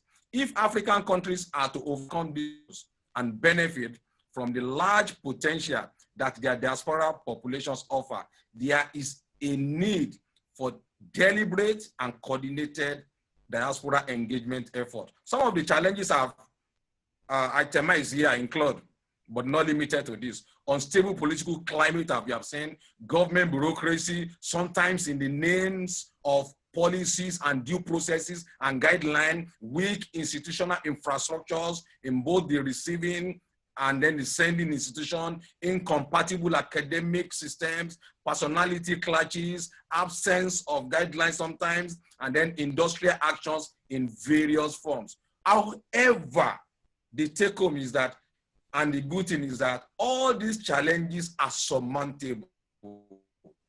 we can remove them, we can dismantle them, we can minimize them, we can eliminate them. What then is the way forward? China, India, Germany, and many other countries that I have seen are increasingly tapping into their diaspora populations to boost research capacity and visibility. Many of these nations create the right ambience, the right environment, the right atmosphere, and make it attractive for their own diaspora researchers to return home. These models could be adapted for our African nations. Africans, governments, individuals, we need to create appropriate orientation, appropriate mindset, appropriate ambience, and make policies to harness all these great resources at our disposal in our diasporan African. The policies here I'm talking about are specific, please. Not just policy on diaspora commissions, as we have seen many nations in Africa, but on academic diaspora, we must be careful, however, when I talk about policy, so that these policies and guidelines on their own do not become stumbling blocks or clogs in the wheel of progress. Current models, some have advocated 2 or 3 trial systems, including funding organization, sending institution, and receiving institution.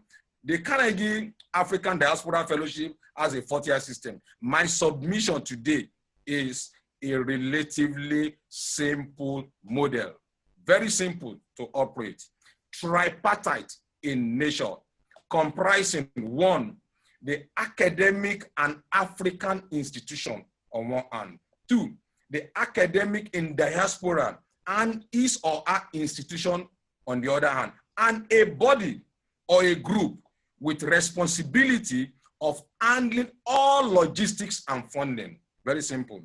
And this is one major area and role the global diaspora group we have can come in and fulfill. This model often begins informally and ends up becoming officialized, and that is the beauty of this model. This removes a lot of bureaucratic bottlenecks of governments, of receiving institutions and nations, as we have seen in time past. What are the important features of this my engagements are suggesting? 1, we must go beyond words. We must now go into immediate actions. Existing platform, number 2, can serve as springboard. This is seen as a mutual relationship, not a one-way relationship now. Number 4, African academics and African institutions will drive this structure of exchanges and engagement unlike before. There must be deliberate, targeted, concerted, and coordinated efforts of governments, regulatory bodies where they exist, individual universities, academic staff unions, individuals, and all other. I, however, lastly, encourage transnational. What do I mean by that? Meaning that, like my friend, a Nigerian, Professor Alfonso, presently in the US, instead of him coming to Nigeria, you can decide to go to South Africa, and similar situation can also exist elsewhere. In summary and conclusion, the time is overripe, ladies and gentlemen. It is long overdue for African academic institutions to radically convert the brain drain and African scholars' migration to monumental academic wealth. It is no longer time for talk and talk and talk, but time for action. This is now the time to take our own destiny in our very hands. It is the time for us to take the driver seat position that rightly belongs to us. We must be deliberate. We must be calculated. We must be targeted. We must be consistent. We must be creative and innovative in our approach to successfully harness this colossal wealth of knowledge effectively and efficiently. Ladies and gentlemen, the ball is now in our court. African governments, African leaders, African nations, and African academics have 2 options to pick from. Either today will be dormant and watch this great opportunity by us or seize the bull by the horn and take advantage. I, however, assert today that we take good advantage, and with the current global movement, we have attained the required, and I believe so, catalytic mass right now to engineer the whole of this. I believe we have the conveyor belt now, and we can as well take a jolly good ride. I see a great allure of African academics in the diaspora coming to the rescue of African education and other fields. May we be sufficiently energized today to take the path of greatness now as a people. Thank you, everyone, and God bless.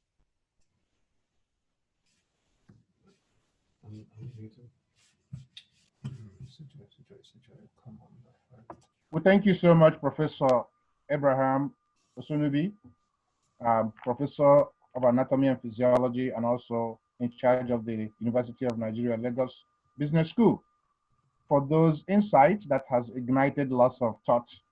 And I know for sure I'm getting some text messages about really following up with you, because action speaks louder than words. Now, speaking about actions and aggregation and leverage of global diaspora, and remember, 99% of all humanity belongs in that diaspora, quote and unquote. And having said that, I would like us to seize this opportunity while we're waiting for Her Excellency Arikana to hopefully log in through the laptop or through her web browser, because the phone does not accommodate the system we have right now. And we would like this seize this opportunity to welcome on board a man who also has turned ideas into realities. Without much ado, I would like to introduce Mr. Gunter to give us his presentation with regards to building capacity and entrepreneurship. Well, thank you so much, Dr. Joe, and this is most appreciated. Is the connection working fine? Yes, all good, Dr. Gunter. Please continue. Well, thank you so much. I had the great privilege of being in Africa already for the first time 42 years ago, and as a Belgian, I have nothing else but first to open a platform to say, no, I'm so sorry about the history of Belgium and our King Leopold II, who probably is the worst example that one can ever refer to in the equation of appreciating the capacities of Africa.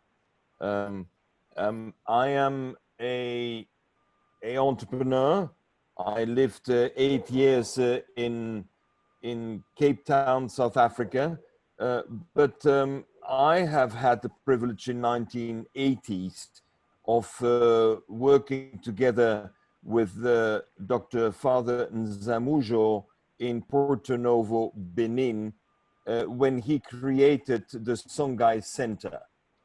And you know, if there is one example in the world that really demonstrates how Father Nzamujo, who went to the United States and who had, of course, the privilege of getting an extraordinary education in California, he decided to come back and to create the Songhai Center, which I consider today as the prime example in the world of how to undertake peri-urban development.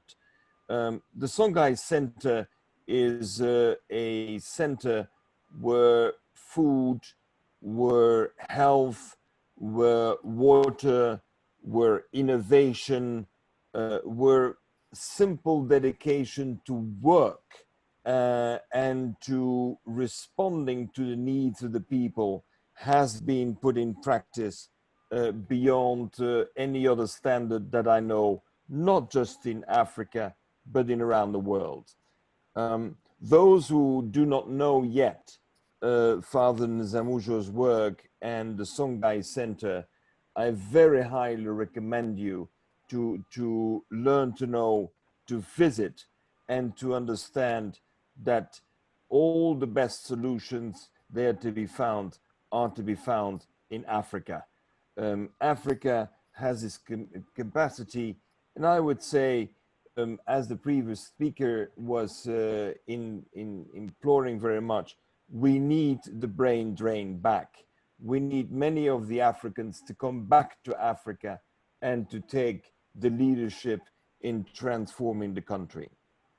After my experience, extraordinary experiences with Father Nzamujo and the Songhai Center, I had the opportunity to work with Africa University. Those of you who do not know Africa University, permit me to provide a very brief introduction. Cecil Rhodes, who is not exactly to be commended for his love for the African people, though, Cecil Rhodes, when he passed away, he decided to leave his ownership of land to the Methodist Church. And he donated the whole properties on the eastern side of Zimbabwe to the Methodist Church. The Methodist Church, on the 100th anniversary of the legacy they received, they decided to return to Africa land with a university and $100 million endowment fund. Ladies and gentlemen, I think there are very few examples in the world where those who have so generously benefited from Africa decided to give back to Africa.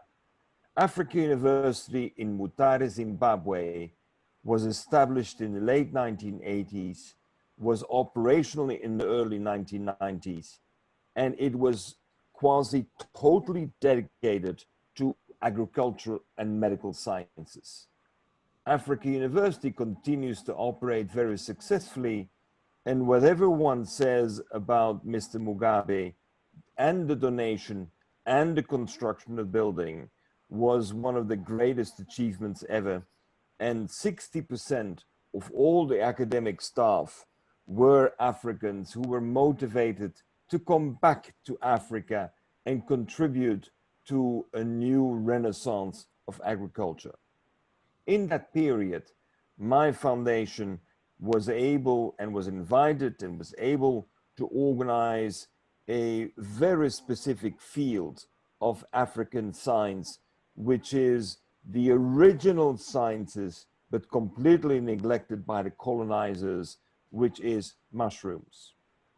As we studied with UNESCO, 92% of all African cultures had mushrooms as an integral part of their food base in order to bridge several harvests.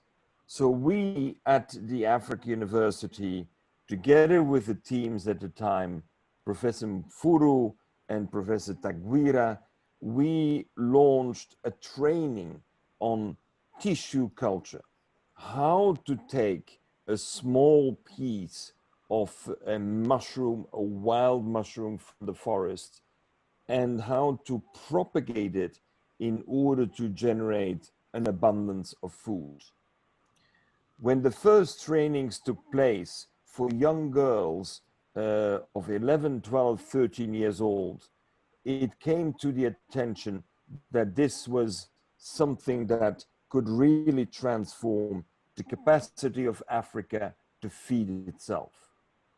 We created at the time with the Chinese scientists a platform that permitted us to train young girls to operate with wild mushrooms and to take, for example, the water hyacinth that was considered a pest in many of the lakes from Kenya all the way down to Zambia and Zimbabwe and in South Africa, and turn the invasion of these hyacinths into a substrate for mushroom farming. It was like as if the Bible had become a new reality in a new context, because on 100 kilograms of water hyacinth, we were able to farm up till 240 kilograms of mushrooms. Of course, mushrooms take a lot of their nutrition from the air and not just from their substrate. But that initiative allowed me to learn to know a very interesting group of people who had this commitment to bring back the traditional culture of mushrooms. My daughter, because I decided to adopt one of the girls from Zimbabwe who had an incredible capacity to farm mushrooms, my daughter Chido subsequently decided to create already more than 500 farms around Africa, where one takes any waste from the beer brewery waste in Congo to the water hyacinth to the corn cobs in South Africa. All of the agricultural waste was used to be transformed into a substrate. And that gave a very unique opportunity, because we learned that even though the abuse of orphans in this HIV pandemic was unfortunately a fact of life, as soon as these young girls knew how to farm their own food, they would not be tolerating any abuse anymore. And in that context, we learned how to bring back dignity, how we could bring back entrepreneurship, even amongst those who are at the highest risk. I thought when I was discussing with Brioni these issues, that this is very worth of sharing with all of you. The opportunities are tremendous. Africa has 25% of the world's biodiversity of edible mushrooms. Unfortunately, the majority of the people have forgotten their innate and their cultural habit of eating mushrooms in order to have the essential amino acids required as a food base. But now that we have more than 500 of those mushroom farms established, we think time has come to move to the next phase. That means 5,000 or 50,000 of these farms. Let me add to these initiatives one other one, which is of extraordinary importance. When I was working at Songhai in Benin, we were able to introduce the mushroom farming, but Benin also introduced me, Songhai introduced me to the traditional farming of maggots on offal. Offal, which is the waste from an animal at a slaughterhouse, which lately is not really appreciated nor consumed. Let me share with you that the first unicorn, the first company worth more than $1 billion in agricultural innovation in Africa, is a company called AgriProtein, based in Cape Town, which is using offal, the waste from slaughterhouses, converts it into a substrate, not for mushrooms, in a substrate for growing eggs of flies, which turn into larvae. And the efficiency of the larvae is so extraordinary that with 1 kilogram of eggs, within 5 days, you have 375 kilograms of protein. Excuse me, Gunther, we should, can you just finish your talk? And because we have to go on. I'm finished. No, maybe I can mention that Gunther has written a beautiful book. This is The Blue Economy. You should really have a look at it. It's full of examples. This is one of it, but there's like, I don't know how many examples you have in this book, but the number is 100,000, I don't know. Anyway, it's really very interesting to look it up, and it's just all with new possibilities for the future. So, thank you so much, Briony, and thank you so much, Dr. Gunther, for the presentation. I know for sure I've talked to you before. You have a bank of knowledge, and hopefully we would vet all those things as we come through the collaboration. And as you said, one thing critical, you said that everybody in the world, 100%, they have all benefited from Africa. So we're all stakeholders in looking at the solution to uplift Africa. So having said that, I'll hand this over to Sesh. Please, very critical. I need summaries. I need alignment with global diaspora so that we can give everybody a chance to get a panelist. Thank you for your patience. And after this, or before we even get to Sesh, we can have Dr. Val to make 1 or 2 questions. If there's a question or a comment or a solution you would like to proffer, that'd be awesome. Also, okay. Kanayo, I see you on the line. Please don't hesitate to, as panelists, to ask your question. Honorable Kizito, the same. And let's limit what we do here to, again, value proposition, challenge existing paradigm, how does it impact us in the future, and how does the diaspora marry, to uplift Africa. Summary, those who are giving presentation, not more than 2 minutes, so that we can give everybody a chance, and no marketing of any product or timelines whatsoever. Over to you, Sesh. Thank you so much, Sukhdeo. Moving on, obviously there are some other speakers, and it would be great to now shift the narrative around from communities into perhaps maybe causes and people. So I have Evelyn Okapanchi online. She's an editor-in-chief of Rich Women Africa, doing a lot of charitable work. And I think one of the questions that has come through from Europe, in fact, Sukhdeo, is the role of women in economic empowerment across Africa.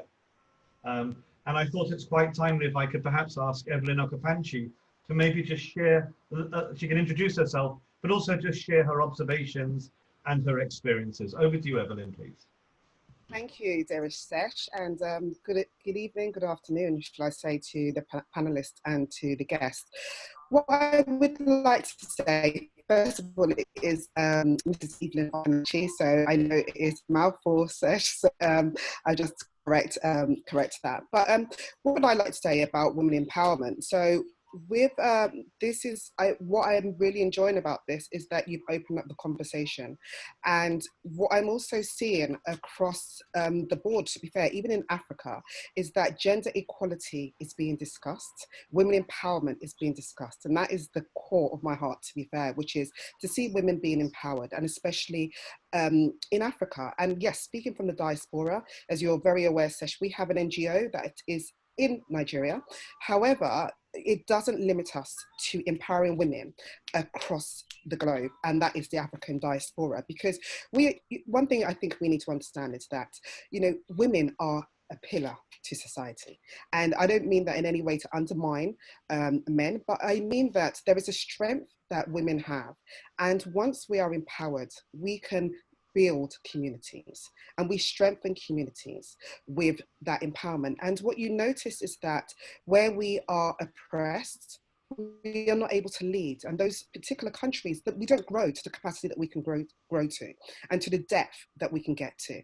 And so I think this is a good conversation, and we are now, as I said, what I'm really encouraged by seeing is I'm seeing men discussing gender inequality. I'm seeing men discussing rape cases in Africa and addressing them, and not just sitting back and allowing these issues to continue. So that, to be fair, I believe that it has now become a forefront discussion, how women are treated and also put on a fair playing field as well. So, it's not a question about being partners, but about being that pillar, being the supportive network, which I believe that women have that strength to be powerhouses, sometimes even silently, but once they are empowered to do so. And how do you do that? So, for example, not only through Rich Women Africa, but also through the NGO, it's about showing them entrepreneurship. It's showing them the keys to succeed. It's building that self-esteem.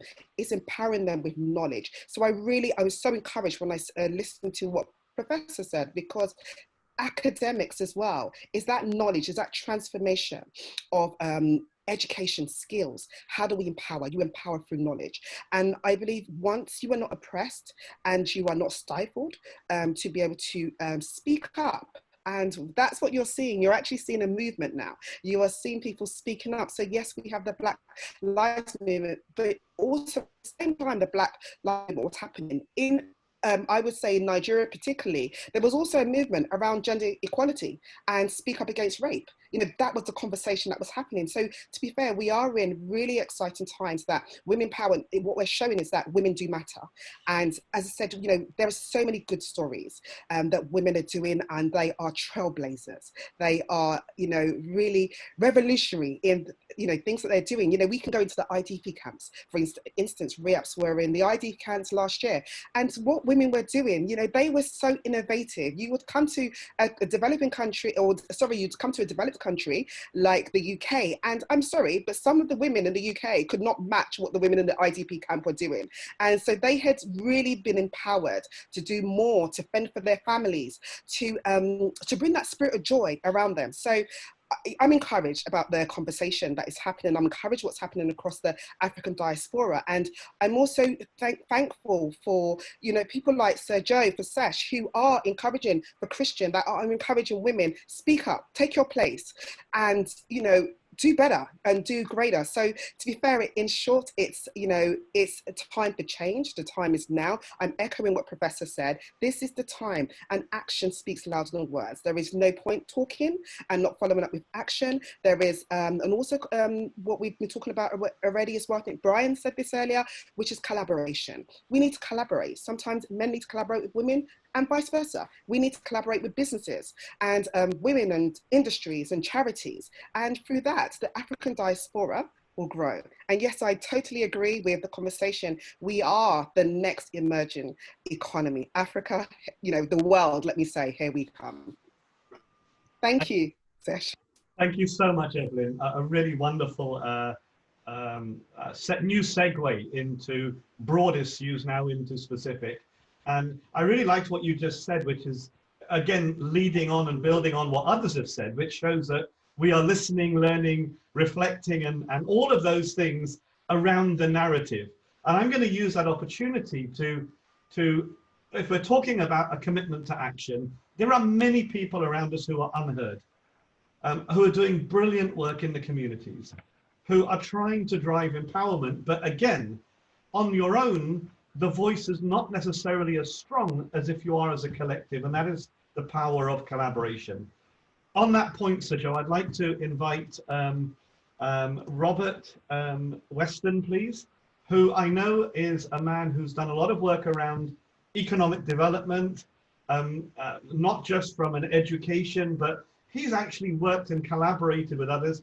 I believe that with Robert is also Alison Hall. And I would welcome Robert to share your view. And what's really interesting is that I met Robert last week, and he has a book called Organismics, A Present for the Future. And when I opened this book, what was fascinating, one of the chapters was titled, this was written many years ago, Sir Joe, was titled, The Key to Truly Sustainable Development. And what's fascinating is that there are people around us that have very big visions ahead of the times.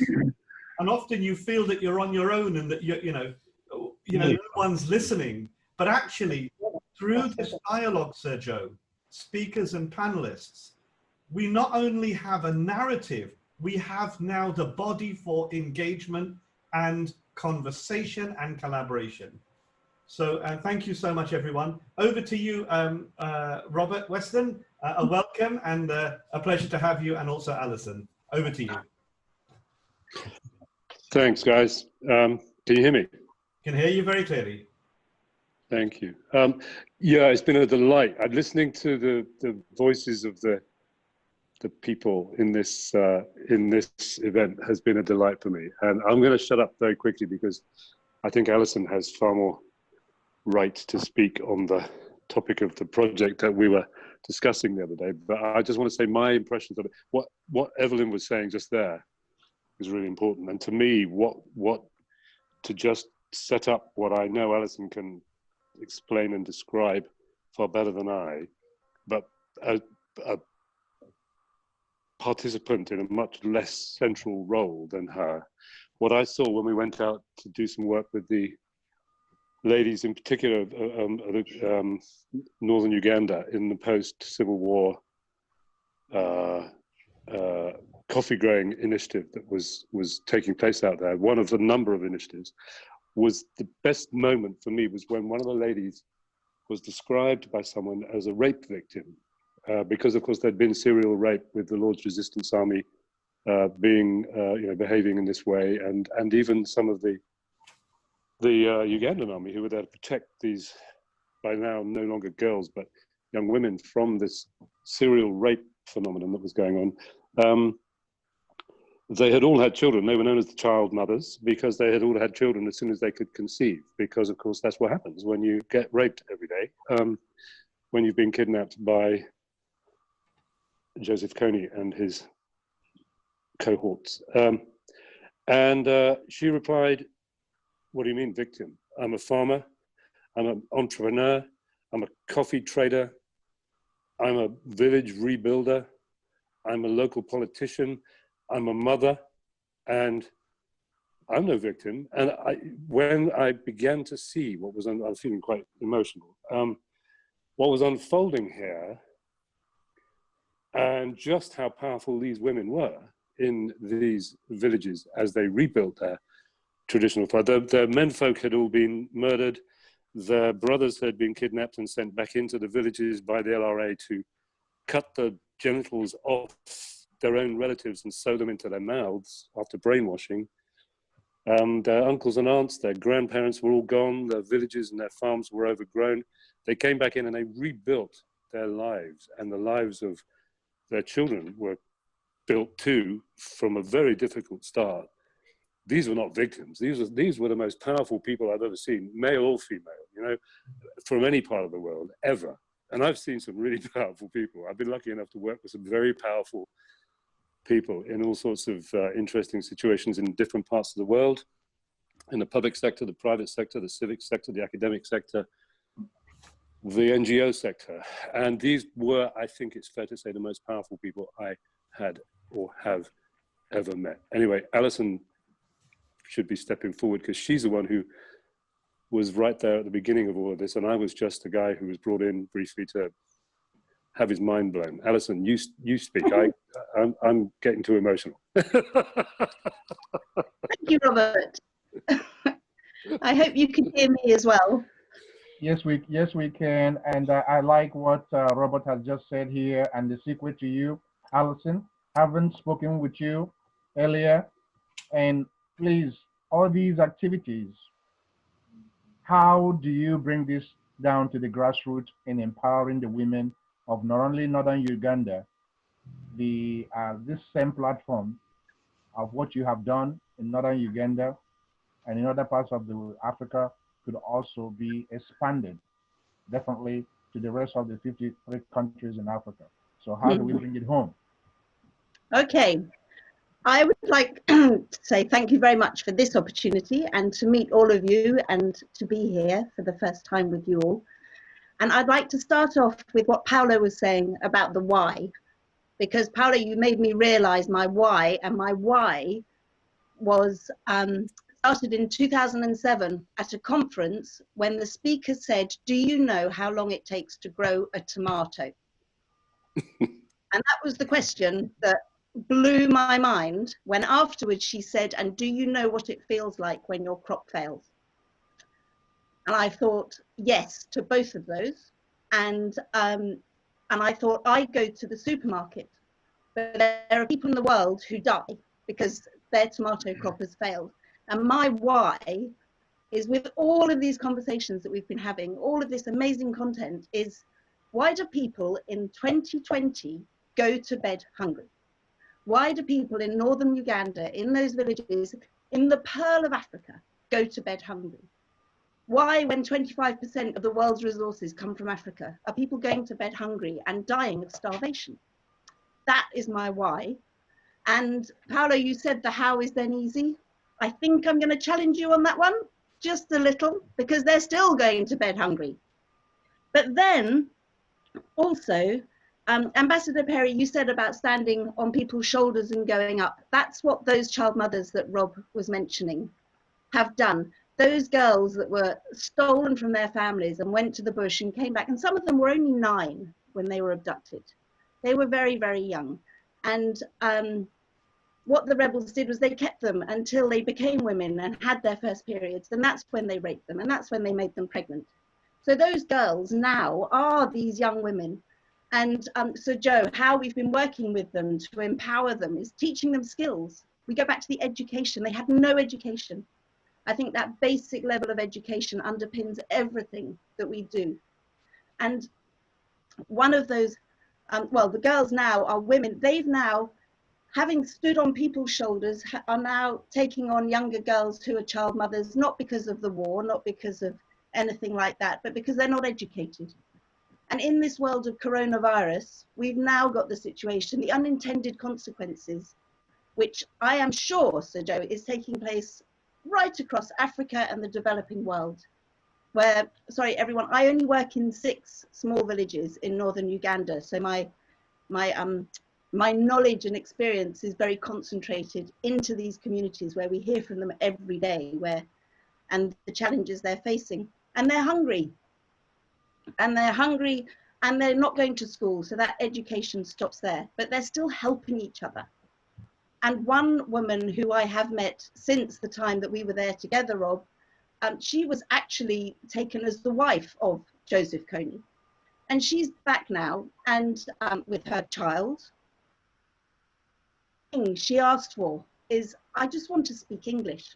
I want to be treated with respect. So by listening, Sir Joe, to what they need and what they want, to understanding where they're coming from, I think is the key to what we were saying earlier when we were talking during the week, is about listening, understanding, and not going in saying, this is what we think you should have. This is what we think you should do. But step back, listen to them, and then try and do what we can in a small way. So we are working through 3 priorities. We have education of the youngest through nursery school education, empowerment through teaching them how to speak English, teaching them confidence, teaching them courage. I think, Evelyn, when you were saying about, women are now coming to the forefront. Without the women, you don't have a community. Without women, you don't have that. They are the backbone of the community. Teaching them to make things that they can sell to get money to provide food so that they're not going to bed hungry. Supporting coffee farmers that we've done in some villages with coffee growing projects. And the biggest thing that they can say to you is, now I go to bed, Alison, I don't dream of poverty, I dream of the future. So I think if everybody down at that level, all of the empowerment, all of the world global level, the continent level, the country level, let's go right back down to those villages where they have nothing. We were talking about the pyramid and the people on the bottom of the pyramid. The people we work with in those villages, they dream of just getting near the pyramid. They're nowhere there. So, so the why's there, the how, we stumble along, but lives are changing and everybody can do it. Everybody has their part to play in, with coronavirus, they've got no food, so we're supporting them with emergency food for families. It costs the same price as a cup of coffee to feed a family of 5 for 1 week. So what are we doing, world? That's what I'd like to know. What can we do as a community with that cost of a cup of coffee to change those millions of lives? Because it's not just northern Uganda who are suffering and struggling now. There are civil wars and poverty everywhere. So I'd say start right at the bottom. If we're talking grassroots, let's go and plant some seeds and watch them grow. Over to you, Robert. Thank you very much, Alison. Can I say one last thing about the African diaspora? Definitely, and I'll have some questions for you. Okay, I'm happy to answer any questions I can. Very briefly, a member of the African diaspora turned up on my doorstep about 6 months ago. They'd hightailed it out of Johannesburg to England. And she later introduced her husband, who is an investment banker, and he's a member of the African diaspora. He's a white South African, but they both are African diaspora members. And he and I are now working with double figures of billions of pounds to create more of these enterprises that I'm hearing everybody talk about today. And anybody who wants to find out what is going on there, the beauty for me of that whole thing is that it was an African man who came to me with this opportunity to turn some of the ideas in my book. My book's gone viral in lockdown, so thank you, Queen Corona. 15 years after I wrote it. Nobody read it back then, but everybody seems to be reading it now. And now the man from Africa has arrived with double figures of billions to invest in social enterprises and eco-enterprises of the kind that I'm talking about in this crazy book. Anybody wants a copy of the book for free, just let me know and I'll send them. Chris, I believe, has a copy, or Sesh has a copy in PDF form. Please, just grab one. And when you're over here, come and stay in my house. It's free. And you can have a copy of the hardback. That's me. Thank you. Thank you so much, Robert, and thank you, Alison, for a wonderful presentation. A couple of questions now that I have gathered. One is coming from Liberia. Like, in consideration that northern Uganda is a microcosm of what can be done throughout Africa, he's asking, what are the barriers to women empowerment in Africa? That's the first phase of the question, the barriers to economic empowerment that you experience. The second thing I'm also getting on that question is coming from Gambia. He says, what's the government role? And also, what can the diaspora do to ignite change? Okay, so I would say the biggest barrier to women's empowerment in northern Uganda is men. Quick and easy. The second I think was about the government's role. The government, I'm not talking about everybody in northern Uganda. Not everybody is very, very poor. The government are there. The government get a lot of funds from outside of Uganda. Uganda is a large country. I think I run the risk of getting political. I don't want to get political there. I think it's easy to just read about the politics of what's going on. Unfortunately, I think with everywhere in the world, you have governments and large NGOs, and the money will start off in one direction with a good cause, but a lot of it gets lost on the way and doesn't ever make it to its final destination. And I'm sorry, what was the third question? Sorry. The diaspora. The last question is leveraging the diaspora in bringing about change. I think that the diaspora is absolutely key to the future. Everybody, if you're in the diaspora, you come from somewhere. You come from a village, you come from a country, you come from a town, and you have a connection and a strong connection to your people there. I think from what I've heard and seen of the diaspora here in the UK, not specifically for Uganda in any way, there's a lot of talk and a lot of self-protection and looking after me and mine, and a talk about what we should be doing back home, but it doesn't really convert much to action. And so there's a lot of we need, but not a lot of we do. But I'm not part of the diaspora, of any of those diasporas, being British and white and here living in the UK. So the one question I do find very interesting is, why are white people in African countries called expats, but why is everybody else, when they go anywhere else, diaspora?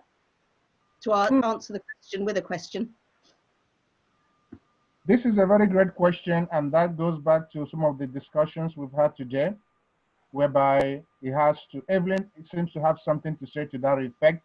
I think I would go ahead and yield to her, because I don't want to really be the one to be asking the question and answering it. Evelyn, why do we give more credibility? Is it because of the shackles upstairs or the ones downstairs that makes people think? Let's say, for example, a Nigerian that lives in the United States or in the UK goes to work in Sierra Leone. They don't call them expatriates, and they don't pay them as such. They might call them diaspora.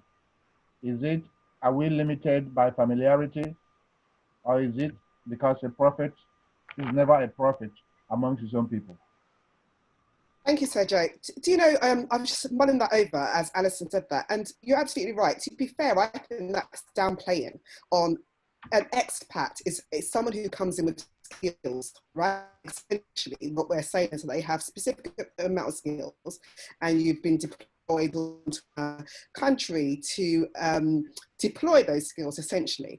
And you're absolutely right. To me, I think that is dampening down what the African diaspora, because you're right, it's really, I think that's dampened down our skills, to be fair. And I think you're probably right in the words that this could be, again, it's probably more of an institutionalized saying, which people do not probably understand the impact of that.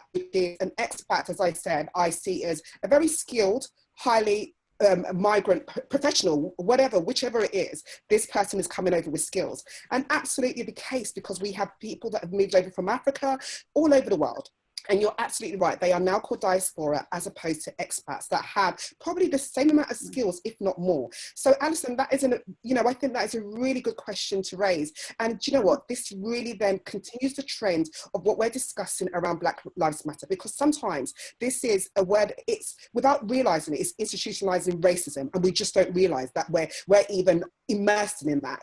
So I think that's good to have that conversation, to be fair. And I'm really, really impressed, Alison. Thank you for raising that question. And I think that's to get the question talking, because again, why are we not referring to ourselves? Why, if I go from Africa, though I was born not in Africa, but my point is, if I went to Dubai, for instance, why would I be called an African diaspora as opposed to an expat that has come over with I'm highly skilled and I'm here to do a particular role. So, and I should be recognized the same way. So I think that is a conversation that we need to continue. That is a conversation that I believe the Black Lives Matter has probably triggered, where you're having these discussions around systematic racism, institutionalized racism, and we don't realize it. And I think sometimes it's more of a point, because we use the words ourselves. We are actually referring to ourselves as well as African diaspora. So sometimes we actually don't understand the context of what we are actually saying. And Alison, I'm so, I really do need to connect with you. I love what you said. You brought it to the forefront, which is, why are we not expats? So again, to be fair, I can't answer that question. I can only say that I do believe that there is an issue, there is an underlying issue that we, even as Africans, have accepted and are running along with, which we shouldn't be. We should be questioned. It shouldn't take Alison to question, why are we calling ourselves African diaspora when we are expats and we are highly skilled? We should be raising those questions. So thank you, Alison. And yeah, I think let's get the conversation going. I think that's all I can say on that. Thank you. Thank you so much, Evelyn. I know there are many questions. Please type them in, and if there is time, we will accommodate them. Take notes, and thank you so much for igniting that fire, Alison. And as you know, it doesn't matter, irrespective of our geographic bearing, we are all originates all from the cradle of civilization, Africa. And having said that, I would like us to shift gear a little bit, and I would like Dr. Debbie Bartlett to get ready, but before she gets the floor for 2 or 3 minutes max, I would like us to look at not only the GDPs that is based on what you can manufacture that are tangible. Let's look at also what Africa is producing, including intellectual capacity they have and resources they have not utilized or leveraged to the optimal level. We also need to look at some of the other things, particularly when we have folks like Honorable Kizito and Kanayo on the floor with us. I would like to hand this over for 2 minutes, Honorable Kizito, to tell us what you're doing in protecting intellectual property. And the same will apply to Kanayo. Over to you, Honorable Kizito. Hearing me? Yes, we can. Are you hearing me? Yes, Honorable Yes, we can. Are you hearing me? Yes. Yes, sir. Oh, okay, very good. Good morning, good afternoon, good evening, everyone, depending on your location and time zone, ladies and gentlemen. I want to welcome those of you who have gathered on this notable event for discussion. While I stand on the existing protocol, my name is Honorable Kizito Ikenna, a pioneer stakeholder in Nigeria entertainment industry. I'm a movie content producer and government licensed national and international distributor of Nollywood films. I'm also a coordinator of Cygnus Nigeria. Cygnus Nigeria is an association, worldwide association of Catholic communicators. I'm a provincial coordinator. So I work under the Catholic Bishops Conference of Nigeria. I'm a senior member and vice president of Association of Film Video Producers and Marketers. And my company is also into estate development. I'm the president of that organization. Gateway Onitsha South Multipurpose Cooperative Society is a subsidiary of Ike Merchandise that is into estate development. Please, but quick, I want, commission, please. I had to cut you short, but pardon my interruption. Okay, let me go straight to, I want to concentrate on the entertainment sector. I feel delighted to be selected among the contributors and panelists to make a presentation on this August occasion. It will be my honor to title my presentation here, Corporate Takeover of Nigeria New Media, popularly called Nigerian Films, Nigerian Video Films, already known as Nollywood content, and lately described as Africa Black Gold.